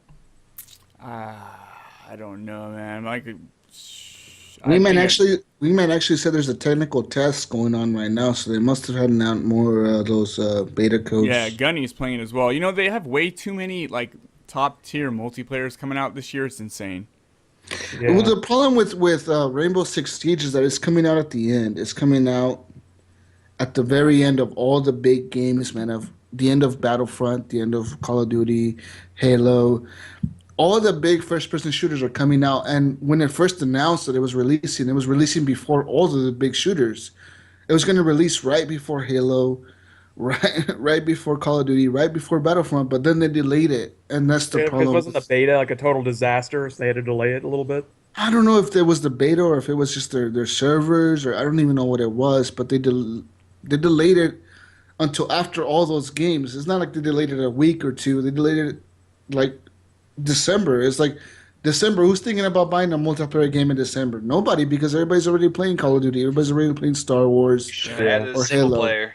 Should have Yeah. added a single Yeah, player. there's no single player. Did you also hear? I don't know. This is probably not on PC. On consoles, the frame rate depending on which mode you play is 30 in some and 60 in some Really? on PS4 and Xbox, because they're like, some modes we can't get it to 60, and they did a review on IG and said it's just absolutely jarring where you'll be in a playlist and it's 60 frames per second, and the next game it's 30, depending on what mode you play. Wow. I'm thinking they should have it be one, or just have it. I don't know. I think if it's just 30 all the time, you might get more used to it. Yeah. But if you're flipping it back and forth, Yeah. that's going to be, because I mean, there is a big difference in 30 and 60 that's very apparent when you're playing a game. Yeah, when I played Gears of War, playing the multiplayer, then I was like, let me check out the campaign. I was like, wow, this is like Yeah, half the frame rate. It's like, wow, it hurts Yeah, my eyes. it's jarring, dude, when you play Gears of War at 60, then you play the campaign at 30. It's like, yeah. Yeah, so to answer your question, Wingman, I'm not sure. Wingman Nobody said here- nobody's gonna buy Wingman's actually playing it right now. He has one of those technical beta test codes. It must be an updated version of the game. So he said he's really excited. He says the multiplayer has improved a lot. So he pre-ordered it. He said he's like, I'm supporting it. Carbide's having a lot of fun with it. We're doing really good. He's kind of getting me interested in it, man. I'm not gonna lie. I had fun with the game, but fuck, I don't know, man. It's The value's it's either not there. It's not that there. or Star Wars. Which one do I choose? I think I'm gonna go Star Wars, because Star Wars, I get it at a discount. I can And buy it's the Star Wars. season pass at a discount, and it's Star Wars. It's something new, Lightsabers. and it's made by Dice, people that I trust. I don't know if I trust Ubisoft as much as I trust Dice or Do whatever. you think from playing the beta that Star Wars, though, if it didn't have the Star Wars license but was the exact same game, it would not be very good? Hell. What do you mean? Yeah. So like if it had like Battlefield license. It's the exact same game you played, but instead of being Star Wars, it's just some generic giant robot. Like Space Wars. People would shit all over it. All over it. Space Wars 2025, and everybody was shitting on it. I don't know. I think I wouldn't have fun with it. I thought the beta was fun, but it seemed a little sloppy. I don't know, but I think the Star Wars license is making people's perception of it that it's better than it is. Because it's Battlefield. It's like the most hollowed out Battlefield experience you could have. But because it's dipped in some Star Wars skin, everybody's creaming their pants. It's amazing. Yes. Yeah. Like the same exact aerial battle, it's just like a kind of generic, boring aerial battle, but it's a TIE fighter. It's amazing. It's a TIE fighter. The new Battlefront or whatever, it controls just like Battlefield. I remember playing like the TIE fighters or the EA wings, and I was like, fuck, these are the default controls for Battlefield, and I have to set them to Southpaw because on Battlefield 4 and Battlefield 3, I set my controller to Southpaw for the jet sticks and the helicopter sticks. And I remember playing on this one, I was like, oh, fuck, I'm having trouble flying these jets because I just crashed right away. And, I don't know. Star Wars is fun. The problem with Star Wars is it's getting a lot of hate because it doesn't have a campaign. And I completely understand that. Being a fan of the Jedi Knight games and all those games that came out, fuck, they were fucking cool. The Old Republic games on the Xbox One, on the first, not the Xbox One, but the original Xbox, I guess. It's just, it sucks, So yeah, I thought it was a good beta, but I think it's because some other games feel so, like Halo 5 multiplayer feels so solid and well put together. And the Battle of Hoth, it's the Battle of Hoth, so it's neat, but it felt real messy to me.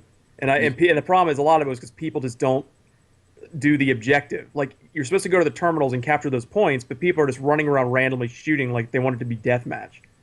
And it's you got to coordinate, and people were doing it, and I don't know. That's not me. See, Wingman, I've been listening to this Xbox Live for 4 years. I know Wingman. Wingman's the co-op guy. He likes to get on with friends.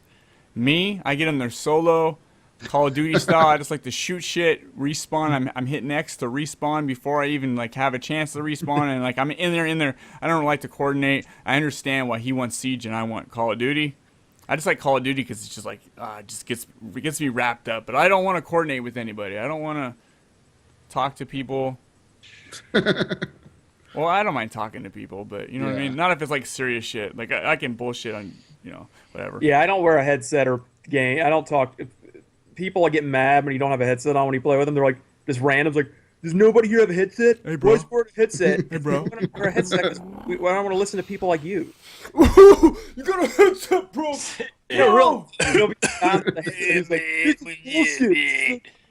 Like, bro. Yeah, you're the reason why I don't have a headset. Thanks, Wingman, for that email. If you guys want to leave us the email again, it's 504-475-4497. Here's another email we got. Ted, you might like this one. Oh, boy. Yo, what up, horrible gamers? Is Wingman 709 from this Xbox Live. Wrong one. Wrong one. Dude, here we go. Hey guys, I'm still laughing about the Blue Oyster Cult thing. Anyways, yeah, I appreciate you answering my questions and making fun of me. Is that how it goes? But it's okay. It's all in good fun. So Sean, you shouldn't have been embarrassed. You should have just gone ahead and made fun of me. Anyways. I think it's great that you guys totally mocked me about the whole horror game thing. And you're right, Diablo isn't like scary, like horror scary, but I mean, I guess I do believe in the devil. So to me, that game, as much fun as it is for me, it still does freak me out in the little scenes and going down in the dungeons. Okay, we gotta pause this because every time Normie leaves a voicemail, we're gonna make fun of it. So she does. Come on, Normie. How can you make fun of that? She sounds so sweet. Come on. I know. Norma's the sweetest person in the world. She is. That's why we're making fun of her. She knows this. Come on. You're pure evil. If Last week, her voicemail was as long as our podcast, so we broke it up into pieces and we played it. But no, I'm just kidding. Here's the rest of it. I'm just playing. I just want to get a hard time. Trying to collect things and fight these critters. Scary-looking demon-like things.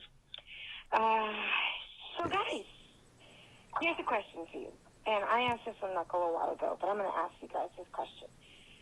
would you consider, if you get stuck in a game and you cannot figure out how to get out of it, would going online or going through a read-through, a walkthrough, be considered cheating? Yes. All right, bye. Nah. Yes.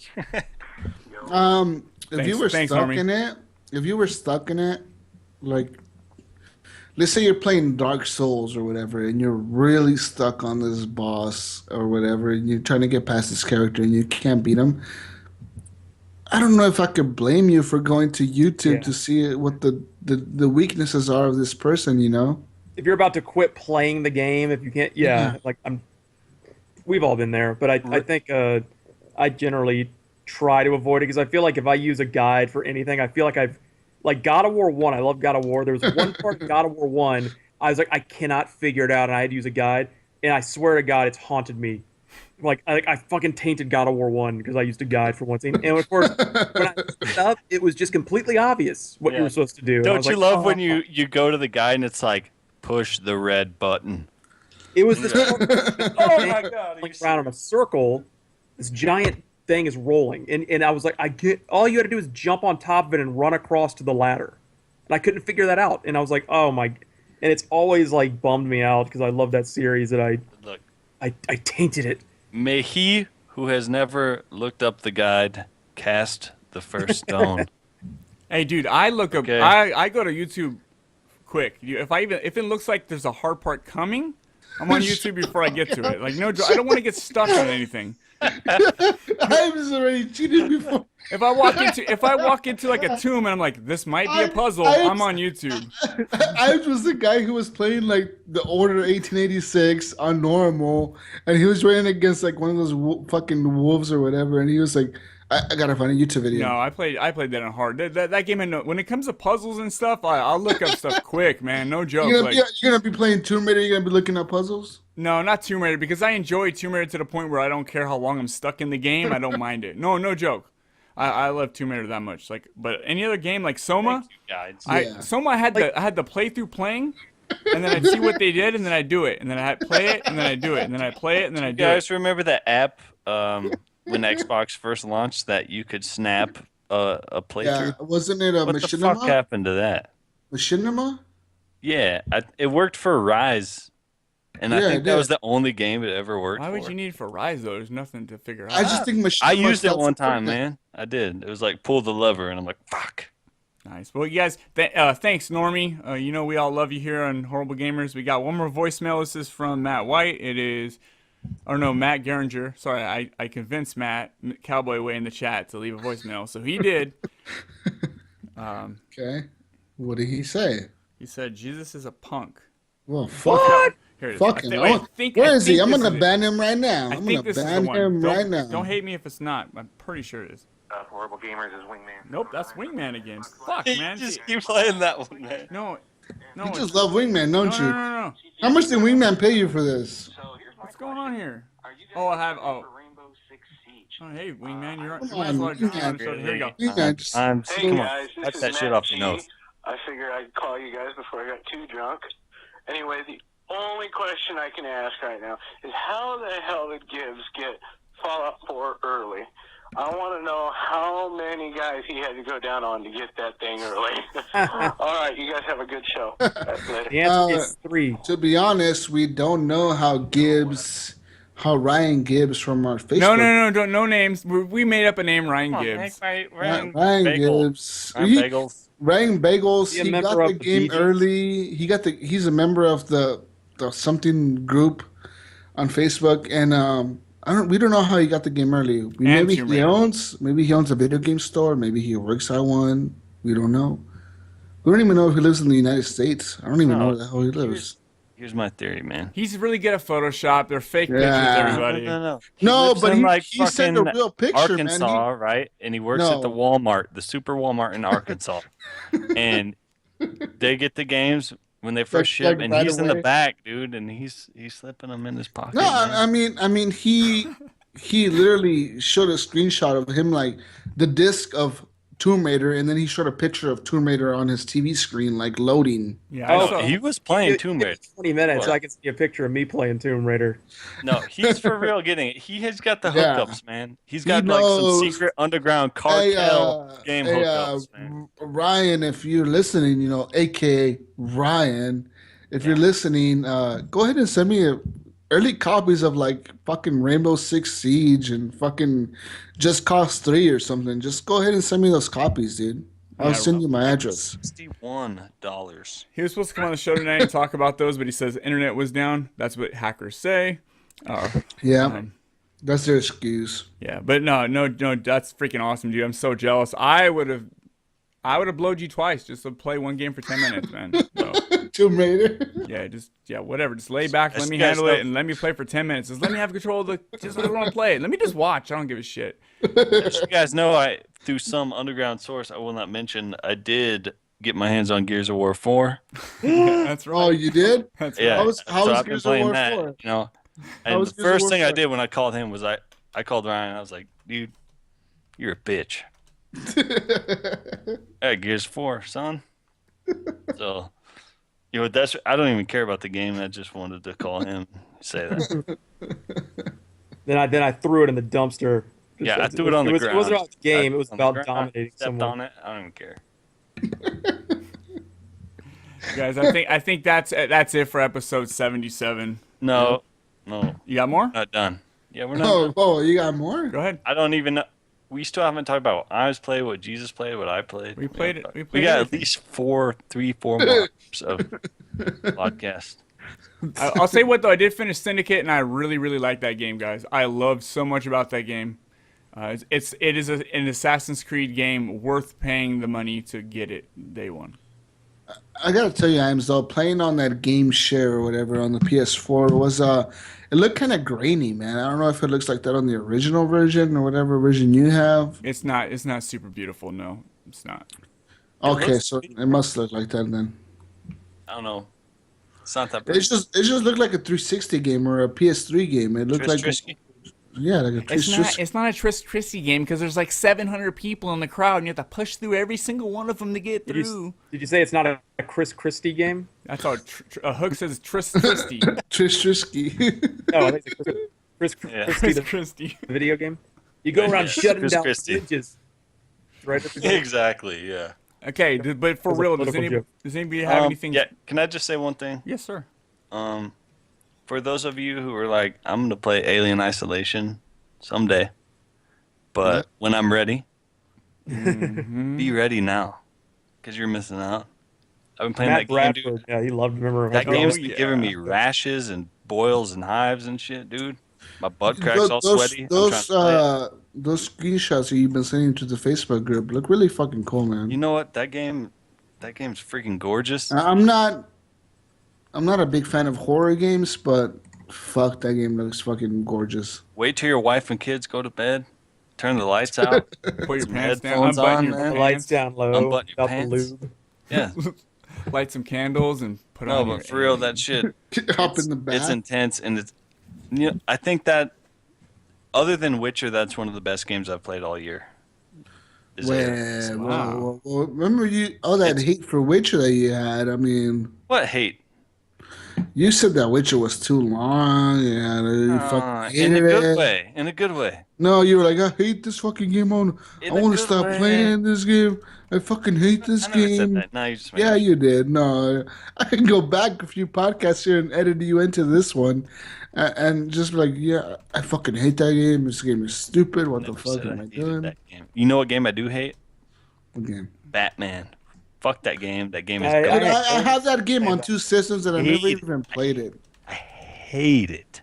I heard it's better on the PS4 than the Xbox One, so I'm gonna try to play it on the PS4, but I don't know. I can't make any promises. The guy who Arkham City voice drove me acted nuts. Batman, played Arkham I don't know who he City, is. it's He so should be bad. kicked in the It made nuts. me like, I want to play this next one.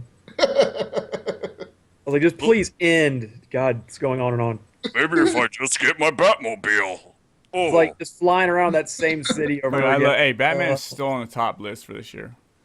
Yeah, well, because somebody got paid off and Thanks got to an items, you got He got paid by the fucking Warner Brothers for his PC copy. Hey, I played on PC when it had all kinds of problems, and I still liked it.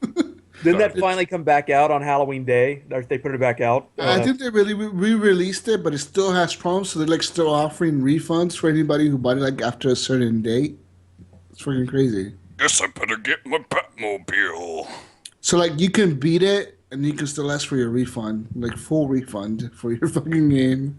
Yeah, I'm gonna try, even though I got my game free with my graphics card. I'm gonna still try. It's like, okay, you need the No, Batmobile to complete this objective.